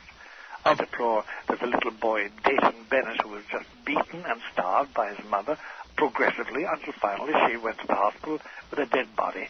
Now she's up and she's being hauled in, accused allegedly of murder. And it does seem to be that. Why did God allow that? And you know what a priest like me has to do in a case like that? What? Art, I say to Christ, please unite Dayton's, and I did, Dayton's sufferings with your sufferings to save souls. All right, Father, hold it right there to Father Malachi Martin. Father, I have a very specific question for you. I suppose it's going to end up sounding like a book plug, but I've written a book that's going to be coming out Monday. Oh, lovely. Tell me the name of it. It's called The Quickening. The Quickening. Tell me about it. Quickening. All right. Briefly. I shall. Here we go. This is sort of a culmination. It's something that poured out of me or had to come out of me. I've been a talk show host doing this radio show in its present incarnation for about 13 years. And I have found that in every single human area of endeavor, socially, economically, politically, the weather, earth changes, our ecology, which is going absolutely crackers. In every area of human endeavor, things are moving faster exponentially. That's right. And I began to talk about it on the radio, and finally I gave it a name, and I called it The Quickening. And everybody was asking me, well, what do you mean The Quickening? Yes. And I've answered it a million times. Finally, I sat down, and I wrote a book, Father.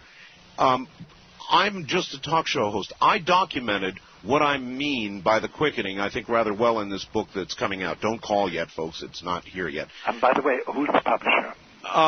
Paper Chase Press. Paper Chase Press. I'll get you a copy. No, I want to buy it because I'm an author. No. I believe in buying books for people I love and know. Tell me, have you got an ISBN number for it? I don't want to give out Father, I'll give it to you privately. I don't want to give it out in any numbers tonight. Fine. Anyway, my point for saying all this is that poured out of me. It's like I had to do it, and I know the feeling. And so something is coming. I don't know what it is or when it'll be here, but I know that we're beginning to race toward it at an ever faster rate.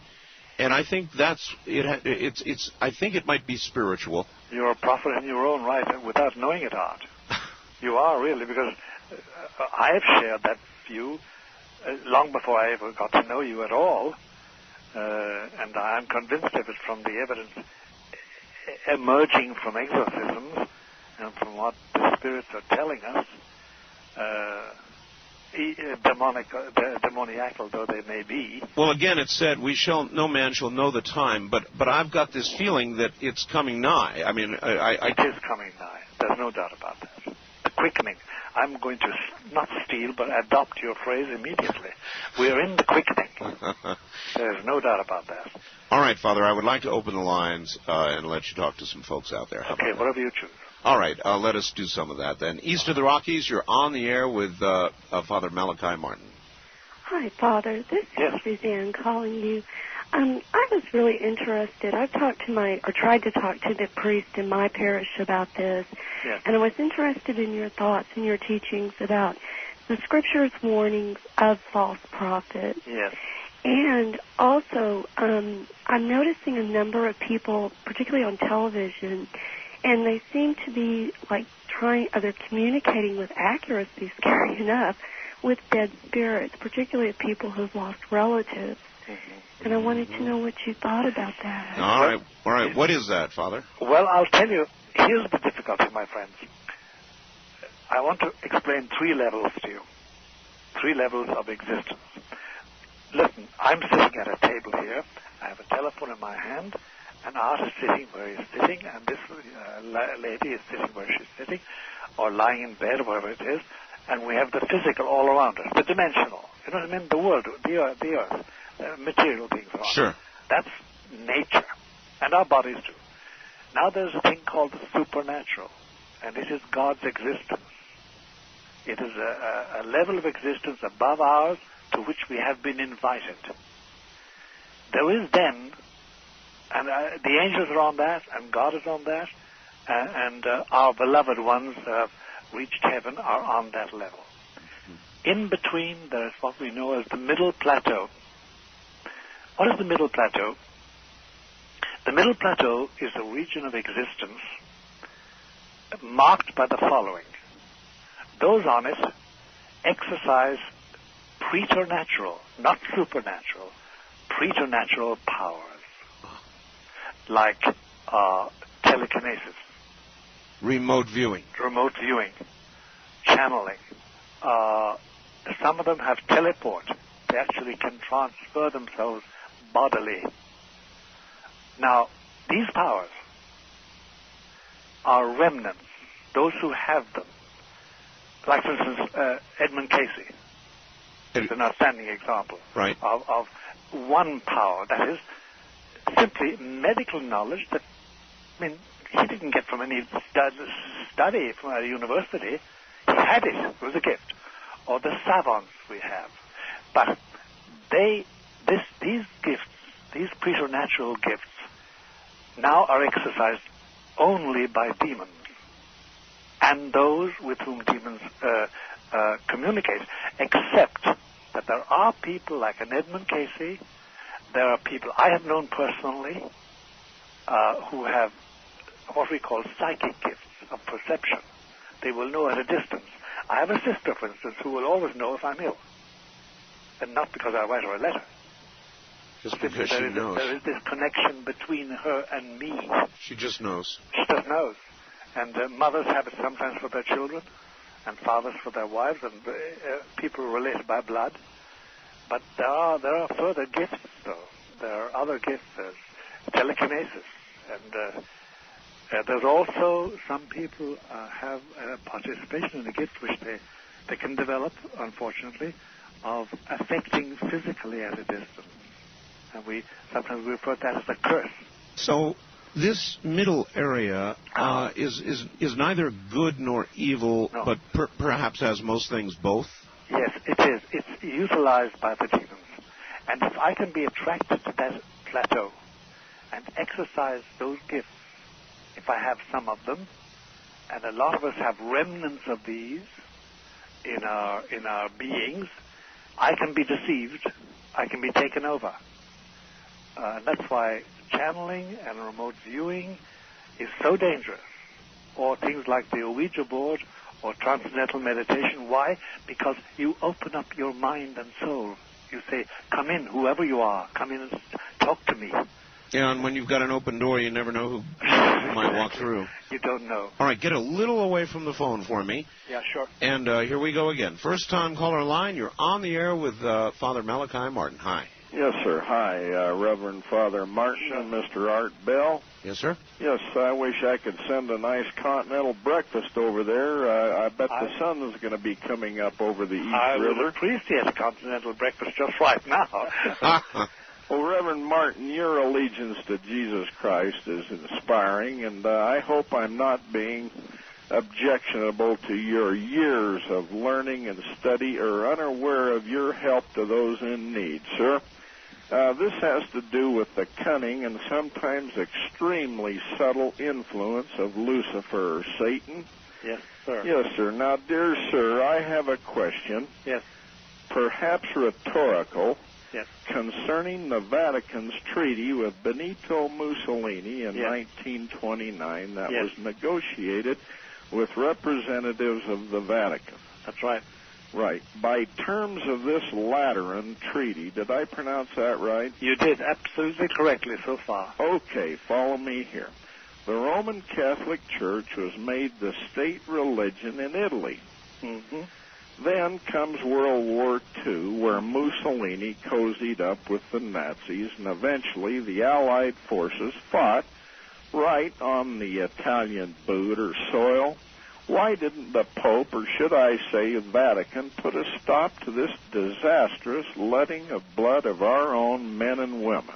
All right, good question. Okay, doesn't this point out to us the fact that Lucifer can imbue his demonic influence right to the top of even our ecclesiastic leaders at times? Sounds like you may have read Windswept House. And the answer is absolutely yes. You're right. Lucifer can and does. And I said to Art at an earlier exchange this morning that politicking prelates of any kind are abhorrent to God and have nothing really to do with the salvation of Jesus. I agree with you, sir. Father, I've got an article here entitled Two Eminent Churchmen Agree. Yes. That there actually is, this is a shocker to a lot of people. Yes.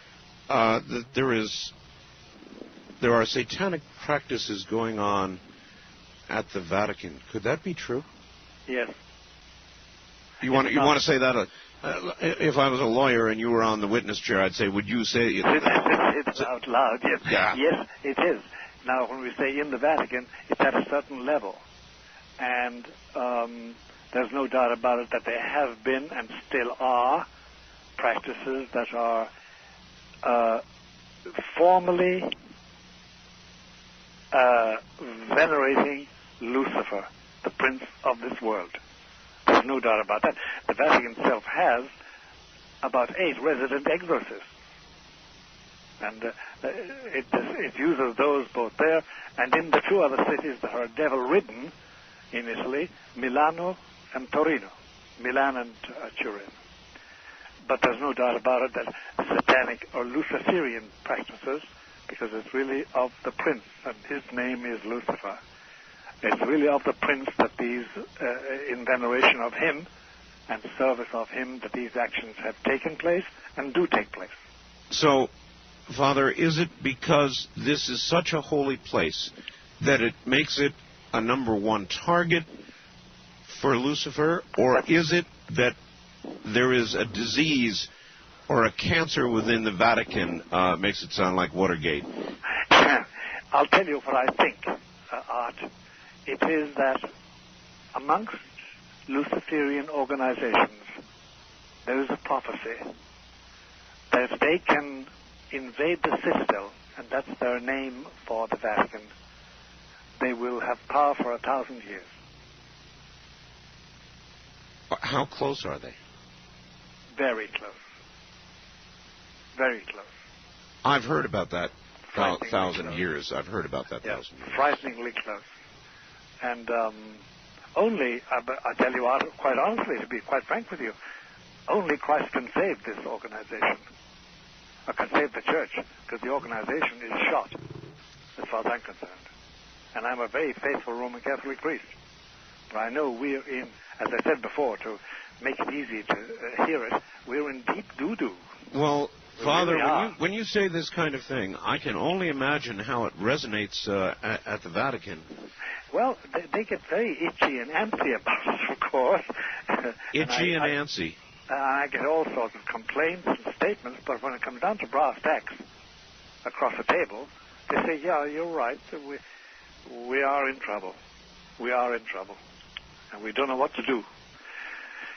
And only Christ himself and the Blessed Virgin, his mother, who has a function in all this, can save the organization of the Holy Roman Catholic Church itself.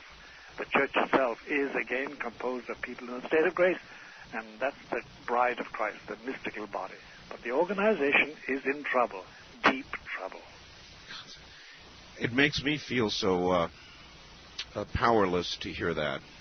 Well, no, it shouldn't, Mart. I sympathize. I know, I empathize with you. But the point is this, that you know what's happening really? The quickening.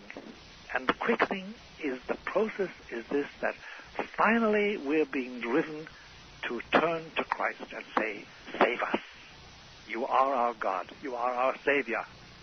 Show us what we do. Solve our problems. Solve our immigration problems. Solve our refugee problems.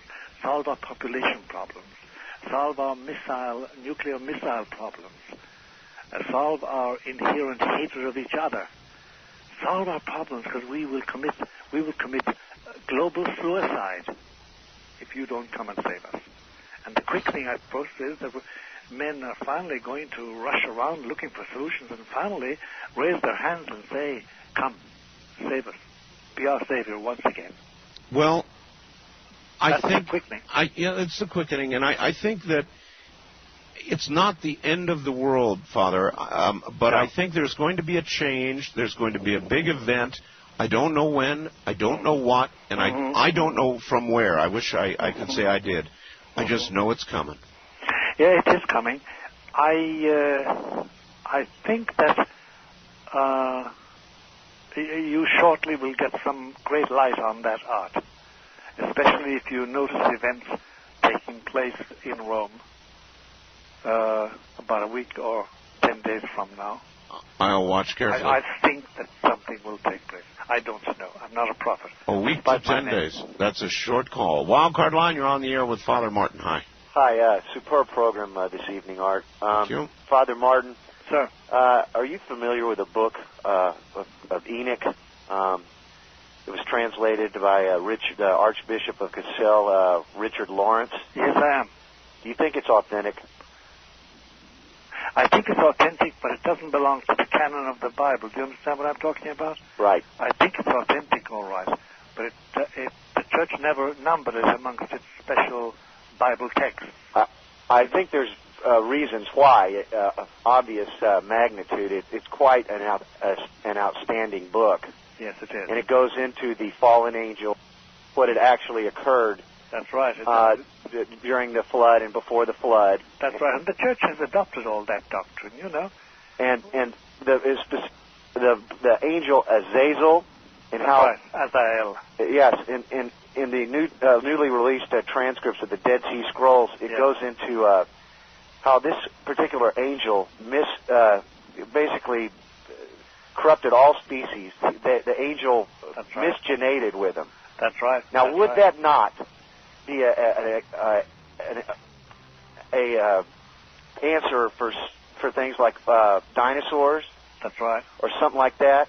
Yeah, it does. It answers many questions that people are still scratching their heads over in the evolution of man and the evolution of animals and the evolution of the world from the beginning. All right, that'll have to do it. Caller, thank you very much. Father, hold on. We'll be right back from the high desert. Yes. You're still there holding up all right? Of course. My goodness, this is a lovely morning. It is a pretty morning, isn't it? It's a lovely morning, Art. All right, off we go to the races then. Sure. On the first-time caller line, you're on the air with Father Martin. Hi. Yes, it's an honor to be talking to both of you, as Father and Art. Thank you. Thank you very much. It's very nice. One of my questions is, what is the best thing we can do to protect our family from the devil? And the other one would be, I'm in a Catholic faith, and it says there's only one baptism for the forgiveness of sins. Yes. But then my brother, he's in something else, is born again, where they're baptized twice. Yes. What is the difference? There's no difference as far as God is concerned. Once you're baptized, you're baptized. And if you're baptized, it's got rid of any original sin in you, and you're a child of God. And you belong to Christ, and you can benefit from His salvation. The second baptism is adding cream to the cake. But it doesn't mean that you get... It may mean that you get an increase of grace, but it does not mean that you are baptized all over again. Once baptism takes place, you're baptized. And once is enough.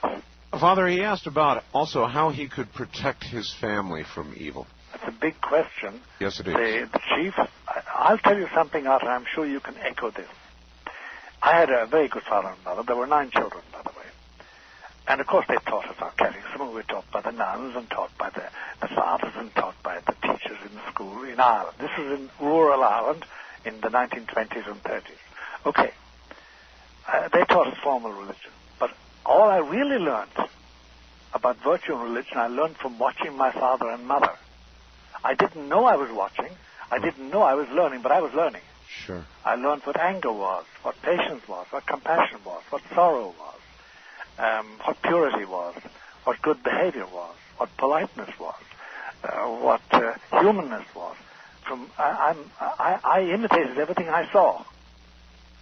And that's where I really learned it. So first thing is the example you give your children. And number 2, there is formal instruction. I was shocked a few weeks ago when I went out to say Mass in Long Island, and before Mass, as I was putting on my vestments, several people came up and said, "Will I hear their confession?" Which I did. And some of them were young, 18-year-olds. And the old people, there was no difficulty. You give them a penance, they could say the prayers and make an act of contrition.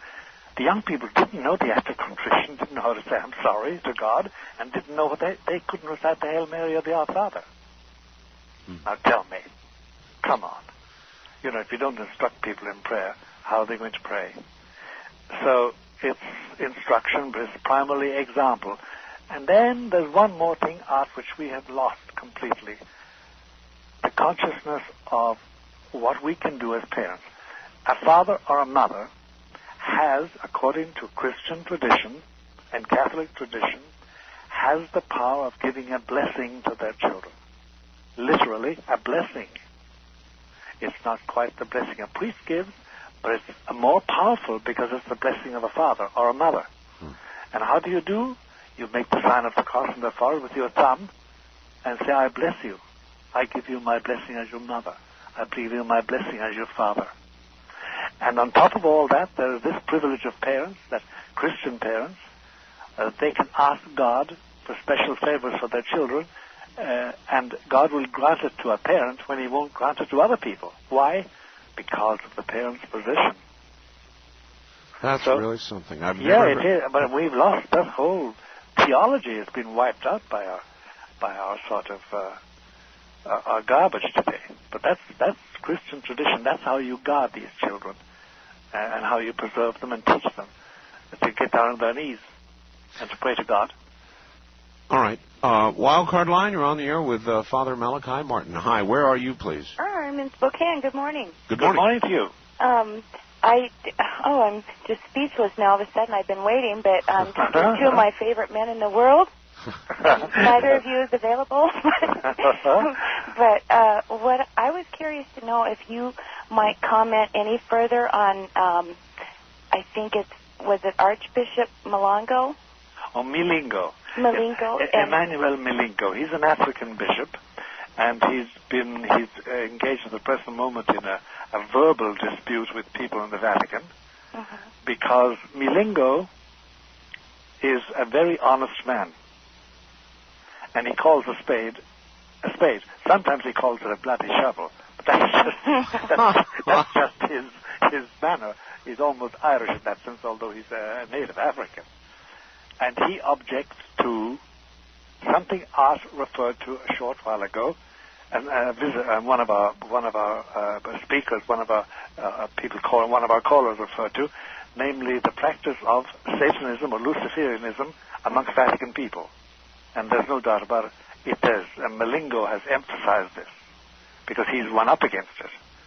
Because the behavior of Vatican churchmen in Africa and in Rwanda has not been exemplary. And Milingo was attacking that. He's a very honest man.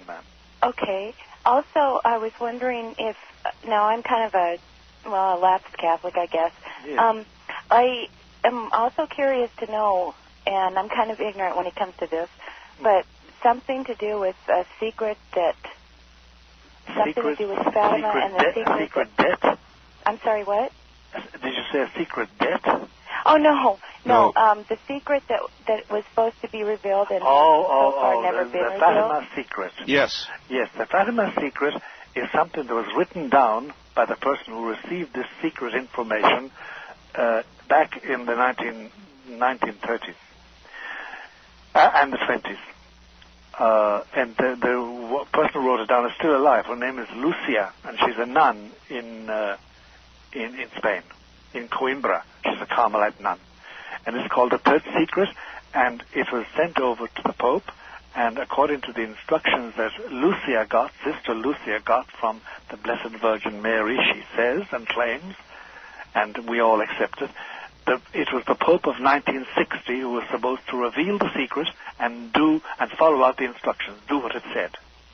The Pope of 1960 was the good Pope John, the 23rd. He refused to do that. He refused to obey Our Lady. He refused the mandate of heaven. He refused to publish the secret, and he refused to do what it said. Wow. And consequently, we're in trouble. That's roughly the third secret. Now, what's the third secret? It's rather a dire document, ma'am. It's not pleasant reading at all. I'm under oath not to reveal the actual details of it because I read it. You read it? I read it. I can't break my oath in that matter, but it is not pleasant reading at all. Does this involve a chastisement? Yes. Several. All right, I'm not going to name the specific instance, Father. Yes. But you and I once talked of something that you said must not be spoken of. That's right. And you just now referred to another thing that must not be spoken of. Are there many things, secrets, or things that you know of the type you and I talked about and others that just simply may not be discussed? That's right. There are not a plethora, not a multitude, but certain things.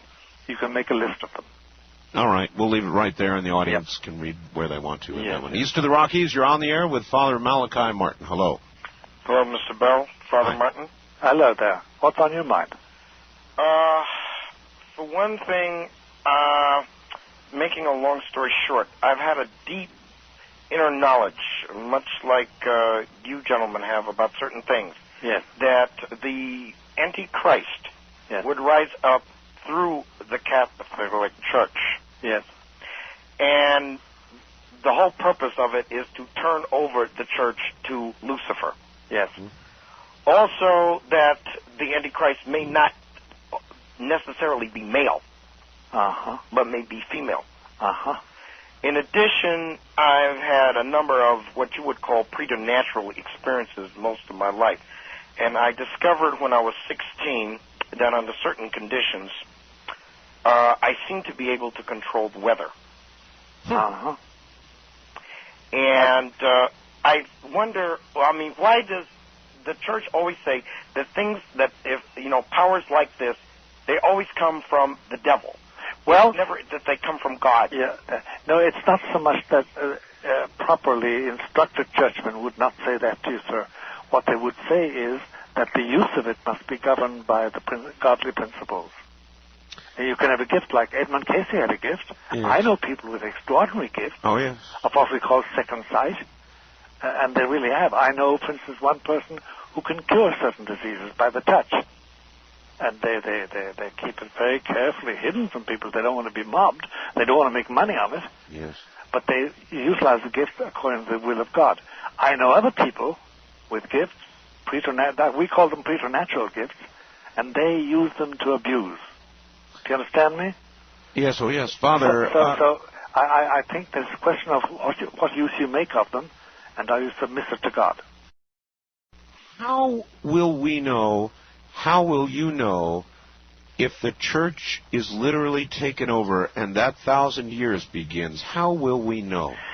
We will know by this a series of facts which amount to the following: that the basic beliefs of Christianity are played down to ground zero and do not matter any longer in the normal life of society and of nations, where those who are supposed to be the custodians, supposed to be the administrators of the Word, and distributors of His grace, where they have stopped all that and have taken to completely secular terms.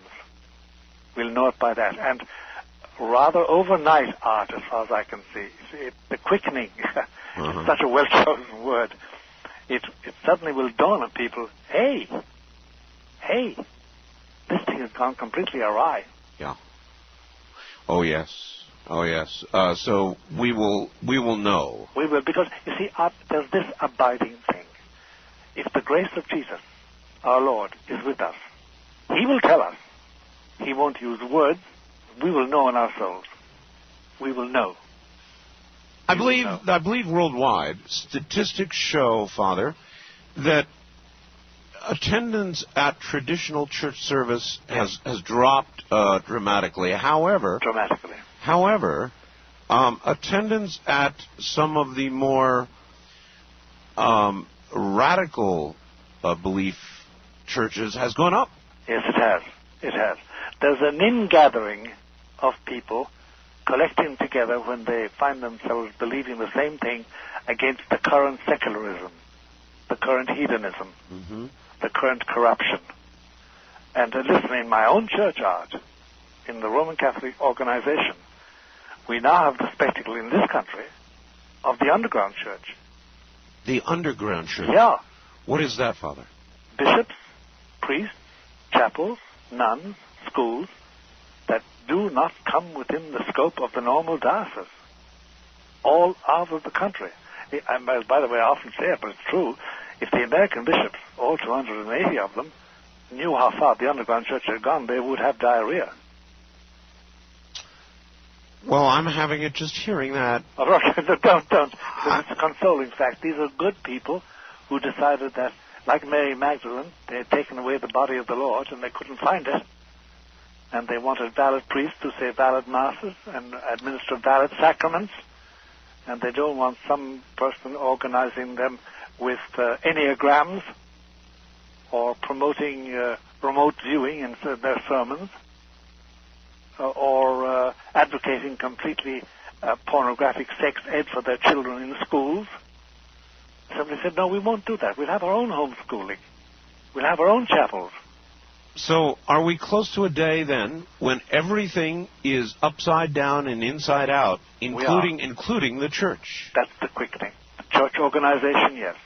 I always make that distinction out because there's this firm belief amongst Christians that the body of Christ, composed of those in His grace and the grace of Jesus, whether they're in heaven or in purgatory or on earth, but in a state of grace, that they form His church. As St. Paul calls it, His bride, without spot or wrinkle. Then there is the organization, the visible organization, supposed to incarnate that. At the present moment, that organization is going down. To our regret, it's going down. There are lots of good people in it, but as an organization, it's going down. It's like a wood with a forest dying out with fresh young saplings. West of the Rockies, you're on the air with Father Malachi Martin. Hello. Hi, this is Jack in Seattle. It's good to talk to you, Father Martin. I Thank happen you. to be a member of a different faith, but I've always been fascinated when you've been on the show. My question is, I'm 40 years old, and there's been so much talk, even in my own faith, of this being the last days and the second coming being just around the corner. And I find I have a really hard time preparing for the future. When I think about things like retirement, I think that the world is not going to be the same when it's time for me to retire. I have a hard time. I want to prepare spiritually, but when I think about preparing financially in the way that most people do, it's hard for me. Do you think it's really that close? No, I'll tell you what I do think, sir, honestly. And you're asking for my personal opinion, but I'll also give you what normal church doctrine would be. For instance, you will know if it's the second coming because the Antichrist will have come. And you will know the Antichrist has come by two things, chief things.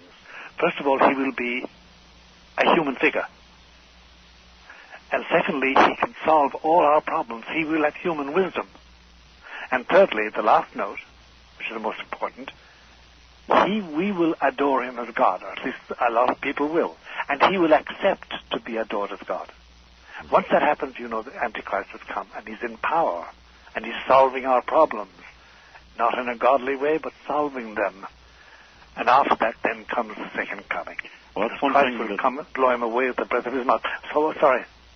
That's one thing that also makes me wonder, then, could it possibly be Lucifer that makes me think that I don't want to be prepared for the Yes, future? of course it is. It's a temptation.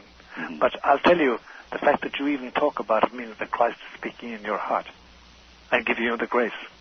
Do you understand me? Yes. And, of course, listen, you and I, and I'm sure Art would agree, it's impossible for us to know what's happening financially because we don't know how the finances of the world are going. They seem to be marvelous, and then suddenly, you know, Mr. Greenspan speaks, and there are difficulties, and we don't know what the money is going to be like. There is a quickening also economically, because now we're globalized and everything. Oh, yes. So there is a great uncertainty. We have a great unsurety about us. But this is still God's world. We have now entered a time economically when literally trillions of dollars electronically flash across the world by satellite every night as we sleep, as we wake. It's incredible what's going on. You said, Father, the Antichrist is alive now. Yes, he is. Mortally, as a mortal. Yes. Well, now that would indicate to me that in our lifetimes, the Antichrist will mature and will begin his reign. Well, I'll tell you. Don't ask me to tell you why I say this or why I speak like this. But not necessarily. There has to be a sudden preparation for his debut, for his appearance. It must come to the point that we are humanly without a solution of some grave problem that has arisen, which threatens to wipe us all out, which threatens to liquidate human society as we have known it for 2,000 years, and liquidate all of our culture. We have very little of it left, but we still have a good substantial part of our civilization still standing. Some crisis that would make us welcome him. Yes. And we say, my God, you are our Savior. You are God. You must be God. And Yes, say, indeed. Yes, I am. Indeed. Well, I don't know what to say about that, except that I guess I'm concerned that it will occur in our lifetimes. I wish I could say yea or nay to that, Art. I can't. Right. I can't. And no man shall know. All right, Father, stand by. We'll get right back to you. All right, everybody, again, I'll say it one more time. All right, back now to Father Malachi Martin in Manhattan, where I suspect the sun is beginning to slowly announce itself. It's already opening up everything, Art. All right. So beautiful. Well, light. Yes, it is beautiful. It's nice to see it come up every day. It's it's lovely. It really is lovely. It's reassuring. Yes, so reassuring. First-time caller line, you're on the air with Father Malachi Martin. Hi. Yes, hello, Art. Yes, sir. My name is Jason. I'm calling from KEX Country, Portland, Oregon. Yes, sir. And I have a question for Father Martin. Yes, Jason. First, Father Martin, let me tell you, I am a Catholic, and hopefully, if everything goes right, I'll be entering seminary in the fall. Well, cheers. What seminary? Mount Angel. Uh-huh. Yeah. The question is I find today a lot of people really don't think that there is truly a tangible evil out there. And do you think it's just people have become too desensitized? Oh, yes. Besides, this is a very good PR job on part of Lucifer. Yeah. I mean, the best spy is somebody you don't know is a spy. The best enemy in the society is the one you don't know is the enemy. Right. They can work in private. And the PR job about the devil. You see, Jason, a lot of people, they picture the devil as an old guy with cloven hoofs and with yellow eyes and a filthy body and his dirty books under his arm. Right. And it's not that at all. He's a very, very urbane and polished gentleman, if you want to call him a gentleman. Okay. And he inserts himself very subtly and with skill and never shocking into your soul and your heart. Father Martin, but people have lost that. They'll have to get it back. Father Martin, where can I write to you? Following address, take it. 217 East 66th Street, New York, 10021. Give it again, Father. It's 217 East 66th Street, New York, 10021. Did you get that, caller? Yes, I did. Thank you very much, Art. All right, thank you. Take care. Any advice for young men who would be headed to the seminary? Yes, pick your seminary very carefully. Not all seminaries are good. Not all seminaries are even Christian. And not all Catholic seminaries are Catholic. Wow. How... You go and talk to them. You go and talk to them? You're with the professors. Talk to the professors and find out, do you like their... Are they saying what they should say? Are they giving traditional doctrine? Or are they inventing things? And then when you go for your... Usually in the seminaries today, Art, but you won't believe this. I know you won't, with your tender soul. But in most seminaries today that I know of, in this area and elsewhere, you have three committees to face. First of all, there's the academic committee, wants to find out, have you got your exams? You know, are you capable of doing the rest of the studies, philosophy and theology, in preparation for priesthood? Number two, then you have the, and they find out about your health. You know, are you capable of sustaining the pressures, normally good health? And thirdly, then there's the spiritual committee, usually headed by a nun. And a nun? A nun, yeah.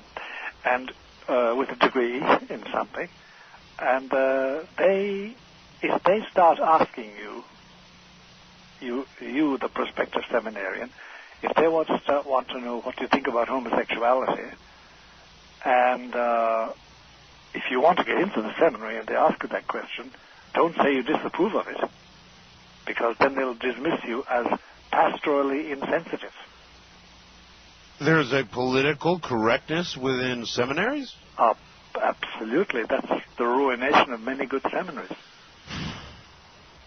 That's the difficulty. I tell you, I told you before, Art, the organization is in trouble. Yeah. It's in trouble. It must be if it's yielded that far. Yeah.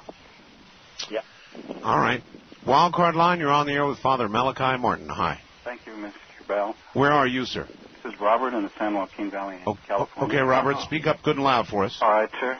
Father Martin. Hi, Robert, I'm listening. It's an extreme honor and a great joy to speak to you, sir. Thank you very much. It's very nice of you. It's great, very encouraging for a poor old guy like me. Mr. Bell, if you will allow me, I got three important questions I'd like to ask. Ask. First of all, Father, I've listened to Mr. Bell for a long time. Yes. And he goes through a great deal of responsibility. He is such a good heart. That's right. And if there can be a private consultation with you and Art, I wish that for he and Mrs. Bell, because he has so many battles to fight, sir. I know he has. And he's on my short list of people to be prayed for, and he's number one at the present moment. So many of us pray for his well-being, sir. Thank you. Secondly, I had the extreme honor as a soldier of God. I met Mother Teresa. Oh. When she came, if you recall, to the United Nations to accept the Nobel Peace Prize, she asked if they would please melt it down for the precious metals to give to the poor. Mm-hmm. And if people want to look to see what good is on earth, she is such a beloved child of God. She does represent the good. She sure does. And the third one, sir, for all to know, I'm aware, but just for them to hear, can you please expand and tell them why Lucifer could never win over God? Because, first of all, he is now a prisoner of God. Secondly, he only knows what God allows him know. And thirdly, he only does what God allows him do. So then Lucifer is a tool of God? Yep. Listen, when you have a moment, Art, open the book of Job. The first page, first chapter. God is talking with his children. And Lucifer, Satan, as it's called there, passes by. And God says, how goes it? And he says, fine. And Satan says, well, you know, there's your servant Job. Oh, he serves you well because he's got beeves and cattle and pigs and farms and children, and he's prosperous. But you let me just touch him, and I'll show you how faithless he will be. And God says, okay, he's yours if you can take him. And by the way, a lot of people don't know it. The book of Job is a play. It was written as a play in South Semitic language. And and Job's name, Job, the name itself, means God loves him. Yab, as they say in the South Semitic. Now, but that's the way God uses him. Does God use him as a tool? Yes, he does. He does. Because that's God's peculiar world. He wanted a world in which he could exercise mercy and which he would be loved for himself freely by people who weren't robots and weren't slaves. All right, here's something I want to ask you. I've always wanted to ask a priest this, and since here you are, I'm going to ask. I think it relates to the life of people like yourself, and it relates certainly to the lives of young women who are in Catholic schools. There's a joke that goes around that there is no young lady wilder than a young Catholic lady fresh out of Catholic school or even still in Catholic school. And it's this very strict religious life. And, of course, young people rebel. Of course they do. Even older people rebel. Of course, but young people, above all, there's a period of rebellion. Above all, yes, sir. So, there's probably some substance to that, and I wonder how the church looks at that. In other words, do they worry that they create a temptation by... yes, by suppression. Yes, sir. Yes, they do. And the wiser among them are always seeking an answer to that. They haven't yet found it, by the way. They haven't yet found the answer to that. The via media, the middle way between repression and training. It's very difficult. There are one or two colleges here in the United States that seem to be hitting very near the golden mean in that case. There's a place in Ojai, California, and there's a place in Connecticut called Magdalen College. And they both seem to be very near that middle ground where there's not repression, but there is training. Yes. And that's the beautiful thing if you can do. But there's no doubt about it. That figure of the wild Catholic girl, when she gets out of the convent, Yes. It's almost a caricature, but it's true. I thought so. East of the Rockies, you're on the air with Fr Malachi Martin. Good morning. Good morning, Art Bell. Good morning, Malachi. Good morning. How are you? Hi. My name is Bill. I'm calling from West Hartford, Connecticut. Okay, Bill. I have two questions for you, Malachi. First, let me say I am an atheist and proud of it, a logical, rational, scientific-minded atheist. Yes. Question number one, let me form a question, and I have a second question. I'll ask them both at the same time. Yes. Question number one, when you said, if I can paraphrase you, something like, that God does not want people to be robots, but to with free will accept Him or reject Him, free will to be good or be bad, etc., etc. That sounds to me like a good rationalization for someone who believes in, of course, as you do, in a God and a devil, etc., etc. In other words, what I'm trying to say, and I'll form a question. Question number one, isn't that a rationalized way of saying what I would say as a non-believing atheist, that it's just a natural world where there is good and evil, people are good, people are evil, some are good, some are evil, some are in between. That's question number one. So in other words, when you say that God gave us free will to be good or bad, it's taking the natural world as I see it as an atheist and trying to bend it into your theology, explaining it away with your theology. All right. No. Hold up for number one at a time here. Well, the answer to number one is this. My comment on it is this, that we say that not because we're interpreting, but because this is the doctrine of Jesus. This is what He taught, and we follow His revelation. You can choose not to, and that's fine and dandy. I'll defend your right to not follow Him, and not be persecuted for it.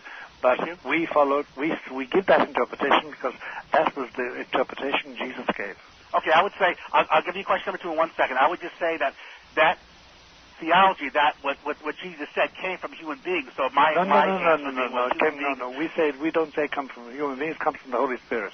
I would say the person or people that wrote it, I guess. Okay, all right. You have a right to say that, but you're wrong. But that doesn't matter. I would say those human beings wrote it, so human beings made it up to begin with. Question number two regards, this is very interesting, Art, especially if you, Art, both of you. Life on other planets. In other words, assuming the universe is teeming, as most modern-day astronomers would say, teeming with life and intelligent life in the cosmos. Who says that, by the way? Where you said that God made the cosmos, especially Earth, as if we are somehow special. Who says? In God's eyes. Tell me. All right, hold on, caller, hold on. Wait a moment. You say that modern astronomers say that the universe is teeming with intelligent life. What astronomer says that? I'm not saying they know that as a fact. They would say they're not even saying certainly is. They're not even saying it.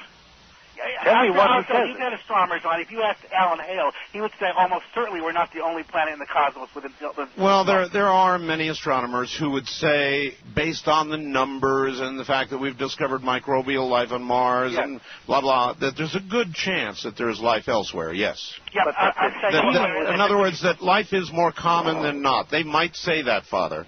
They might say that, yes, but that they say it actually is teeming with intelligent life is a violent exaggeration. Well, if you look at the numbers, obviously, billions, trillions of galaxies, each with billions of stars, many of them having planets. We've now discovered, 8 other planetary systems besides our own solar system. So my question is, assuming that's the case, let's say, just for the sake of argument... No, I don't assume the case at all, because in this matter, we're all scientists.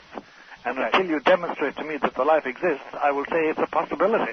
Okay, I would say there's more chance that there's intelligent life in the cosmos than there is I can't assume that. I want to demonstrate it to me scientifically. Okay, but let's say for the sake of argument that the universe is pretty much teeming with life, intelligent life, different forms. What sort of life? Intelligent life? Okay, my point I can't assume that.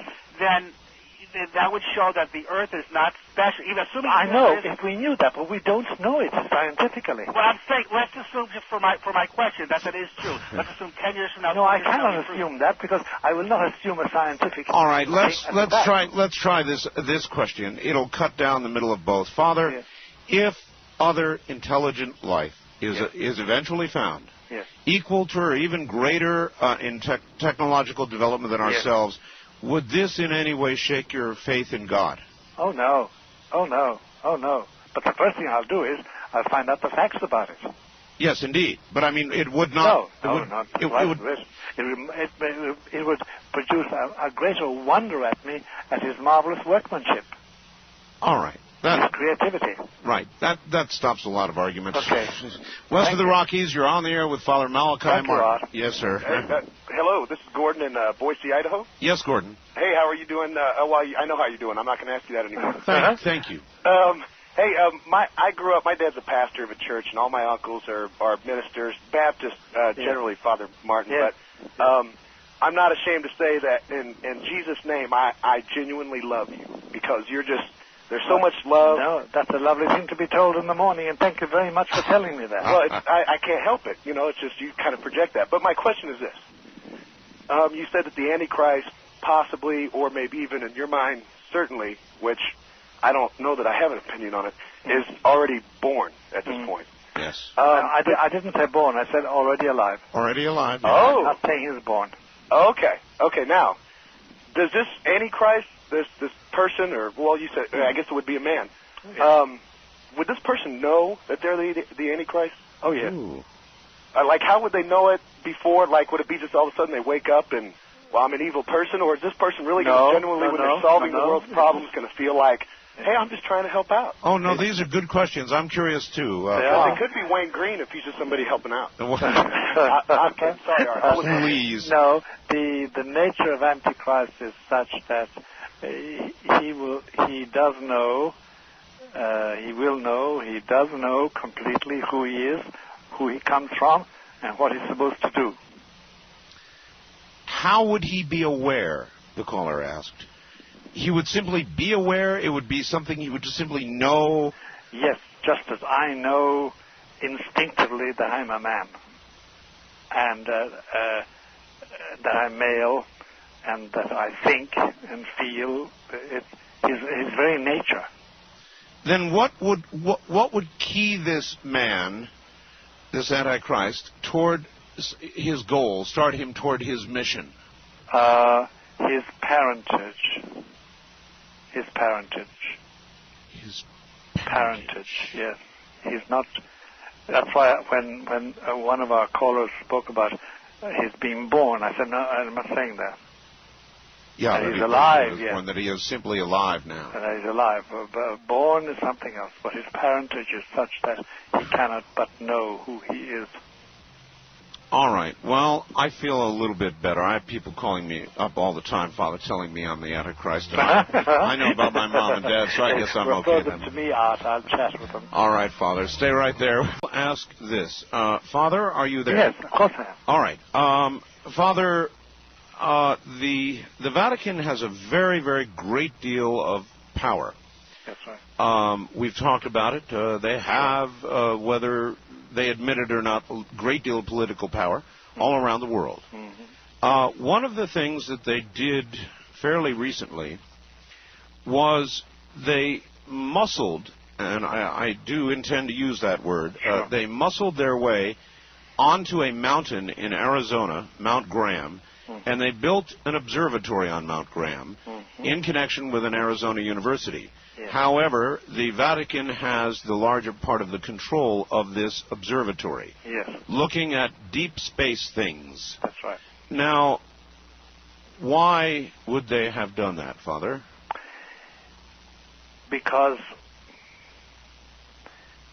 the attitude, the mentality amongst those who, at the higher levels, the highest levels of Vatican administration and Vatican geopolitics, know that now knowledge of what's going on in space and what's approaching us could be of great import in the next 5 years, 10 years.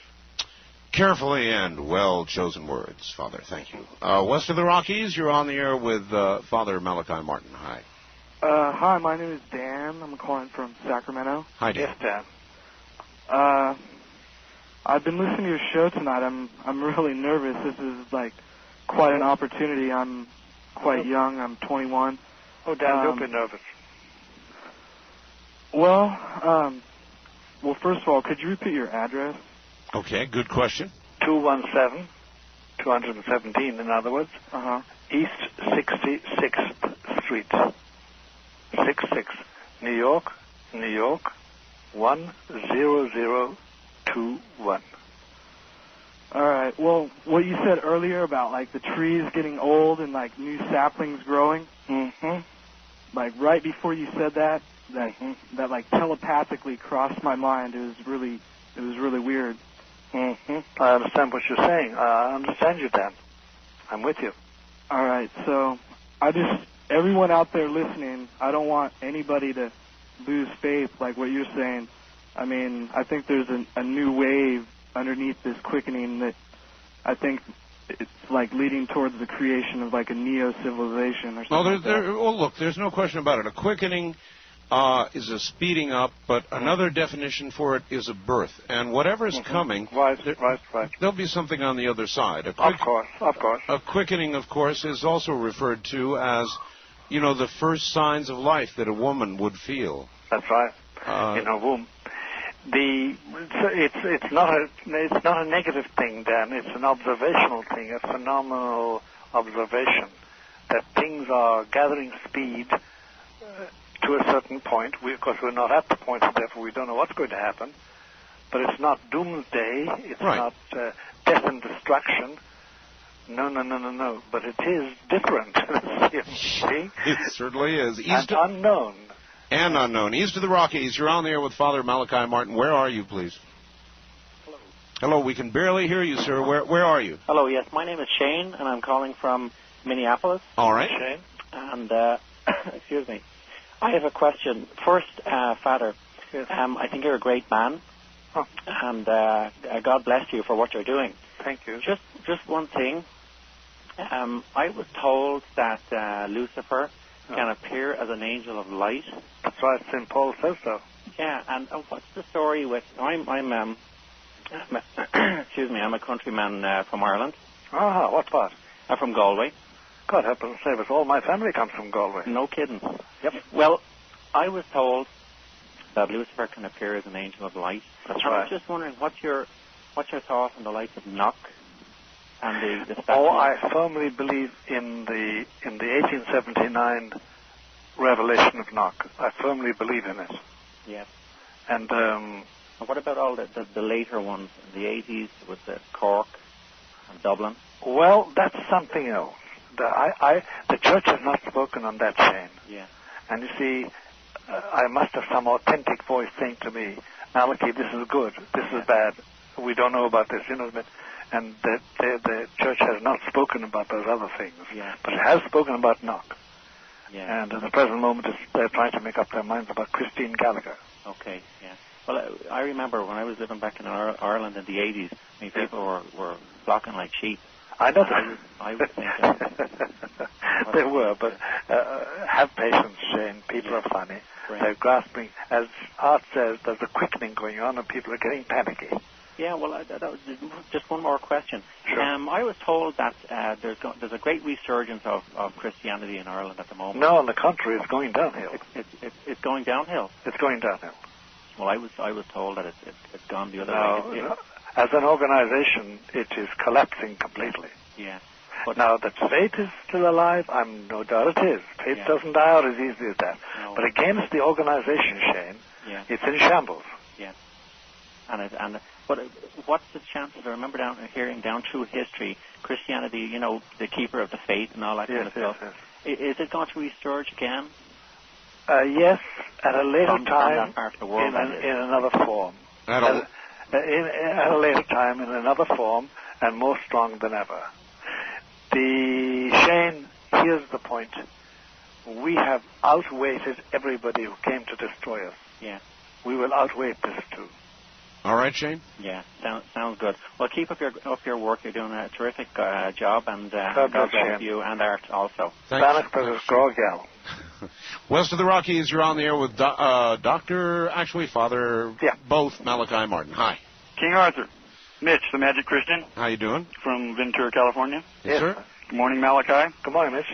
My question is, I wanted to know if you were familiar with the story that came by, at least to me, by Hal Lindsey, the evangelical author and prophetical scholar. I like Hal very much.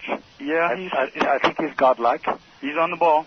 Yeah, he's on the ball. Are you familiar with his claim that the invention of the Xerox machine has demonic origins? Well, I don't know the details of all that. I know it was invented way back in the last century, by the way, the Xerox machine, although we didn't commercialize it until this century. I don't know about the demonic origin of it. He claims that a disembodied voice gave the inventor, I can't remember his name right now, word-for-word plans. And not only that, he said that the Xerox Corporation had founded and is funding in perpetuity the parapsychology department of Duke University. Uh-huh. Yes, I'm not acquainted with all that. I really am not. I can't say I know that. All right, thank you very much. Gee, I'd never heard that. No, never. Xerox? I do esteem Hal Lindsey very much. He's a good man. Yeah, that's a new one. That's a big new one. East of the Rockies, you're on the air with Father Malachi Martin. Hi. Hello. Hello. This is Mike in Minnesota. Hi, Hello, Mike. You guys were talking about Luciferians before, and I got something I clipped out a couple years ago that has something to do with this cult. Heaven's Gate? Yeah.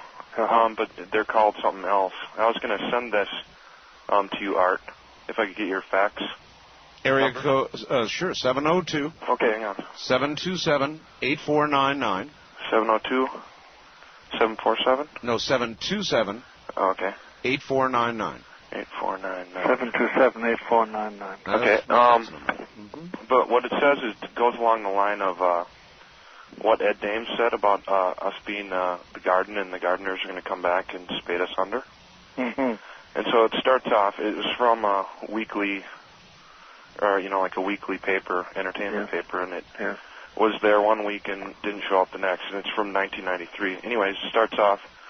Their present civilization is about to be recycled, spaded under. Well, that sounds just like the Heaven's Gate stuff. That's just like what they used to say.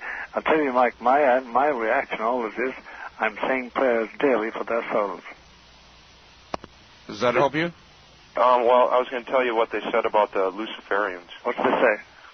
They said the reason for the term true kingdom of God is used repeatedly is because there are many space alien races that through the centuries of the civilization and in civilizations prior have represented themselves to humans as gods. We refer to them collectively as Luciferians, for their ancestors fell away from the keeping of the true kingdom of God many thousands of years ago. They are not genderless, they still need to reproduce. They are nothing more than technically advanced humans who have retained some of what they learned while in the early training of the members of the true kingdom of God. All right, well, we're going to hold it there. That sounds just like the Heaven's Gate stuff to me. It's just what they used to say, that's right. Do you have any comment on that whole Heaven's Gate business? The general comment I have is that it really ought, in my opinion, it was a Christian heresy. It's a distortion of Christianity. The timing was made to coincide with the resurrection, the central feast day of Christianity. They denied completely the normal Christian teaching about the body and the soul. Yes. And they also took refuge in mythical things, such as were in that quote that Mike just read to us, and also in what we know of what Applewhite used to say about the upper level and getting rid of the body and things like that. I don't want to get rid of my body. I wonder, Father, did he confuse the upper level with the middle level? Yes, I think he did. I've scoured the magazines on the papers.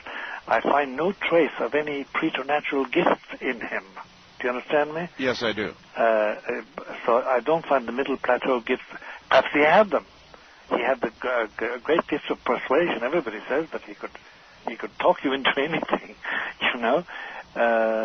But he seems to have been a very troubled individual, passing from heterosexuality to homosexuality to castration. Yes. A very tortured individual, and he does deserve our prayers, no matter how he ended his life. And only God can judge a man like that, and judge the whole 39 of them, and anybody else.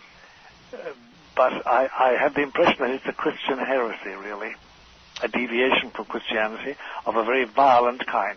Yes. West of the Rockies, you're on the air with Father Malachi Martin. Hi. Hi, Father, and hi, Art. Hi. Hi. If it's easier to get I think it's easy to get in heaven to get through on this line, but well, especially with you on, Father. Since you've made it here, you may have a chance there. Continue. The question I had was, I was reading the book of Job, and it mentions Leviathan. That's a Leviathan. Yeah, is that like a parable, or is that like an actual creature? Is one question. What the commentators normally say about that is that Leviathan in the book of Job refers to the rhinoceros in Egypt, in the river Nile. I see. And Leviathan does mean, just in Hebrew, it means a big, bulky, ungainly animal. Oh, I thought it was like a fire-breathing dragon. Well, that's another interpretation on it, but the commentator says that what the writer was talking about. He was a South Semitic man writing this sometime about about 400, 300 BC, writing this play about Job in 3 acts, by the way. There are 3 acts in the play, in the book. But that he was drawing on sort of mythical or mythologization of things like the storm and things like dragons resembling the rhinoceros. They were the biggest animals they knew, rhinoceri and elephants. The other thing I'd like to point out is I get a kick how scientists tend to downplay biblical things in the Bible, and then later it's come to be found to be true, like the Noah's Ark, and like they found the parting of the Red Sea to be actually a probable event. All right, I've got one to ask you about, Father. Sort of in that same spirit. And it is the following. We have now cloned a sheep. That's right. Apparently cloned monkeys. And there seems to be no reason why a human cannot be cloned. I'm not so sure it hasn't already been done. This begins to get close to, it seems like, God's work. Of course it does. And I'm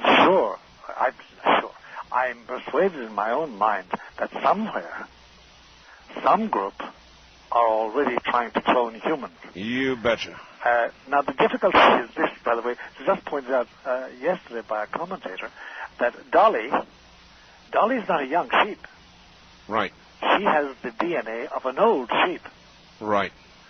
And therefore, cloning a human being, if I say, I want to clone me so that there's somebody like me, they're going to get 76 years of DNA. And as you know, DNA decreases with age. But that they're cloning and are going to clone, I am certain. I'm certain too. Is this something that man? I mean, is there some line anywhere that we should not be crossing? And if there is this one of them? Well, I'll tell you my immediate answer. I haven't really considered it deeply, but I've given a certain amount of consideration as this. If I can get to cloning another human being without violating the rules of morality, then in principle, I cannot see what's against it. It's like once upon a time, for instance, in the 19th century, when people proposed lessening the pains of travail in birth. They were told brusquely by the fundamentalists, hey, she's supposed to bring forth her children in pain. But is not the purpose of sex reproduction? And of course. If reproduction is ultimately achieved without the sex act... Yes. I know. I see all the difficulties. And, of course, we come to the stage that it must be regulated by teaching, by moral teaching. It won't be, just as in vitro fertilization is not. Father, we're starting to run out of time here. I want to ask you a question. We've got a link on our website to yours. Yes. On your website, is there a way to send email to you? Yes, there is. There is? There is. All right, so through that link, they can send email. They can. Or they can write to you. Either one or the other. How do you handle all your mail, Father? I have a helper, but I dictate always over every letter. I read every letter and make notes on it. And the ones which are acute, somebody with a real problem pressing, I answer them myself by hand. myself by hand. Then please, very, very slowly, give your address again. A lot of people are slow. You know, they're reaching for a pen at this time of the morning. It's hard. Yes. The address is 217, 217, in other words, East 66th Street, 66, New York, 10021. Okay. Art, I want to wish you a very good day and a lot of blessings on you and your wife. Thank you, Father. And I want to thank you for having me as your guest. It is a privilege, and I regard it as something that leaves me. It's like when I was preparing for us and thinking about it all day yesterday, it's like I was like a schoolboy on the eve of a holiday. It really was. I was looking forward to it so much.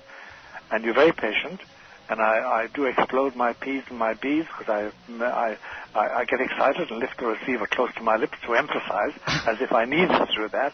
But that's my fuddy-duddy behavior, and I know you forgive me for it. I absolutely do, Father. And let us stay in contact, and you're in my prayers and my affection. You know you'll be back, so it's not goodbye, but till next time. Exactly. God bless. Father, thank you.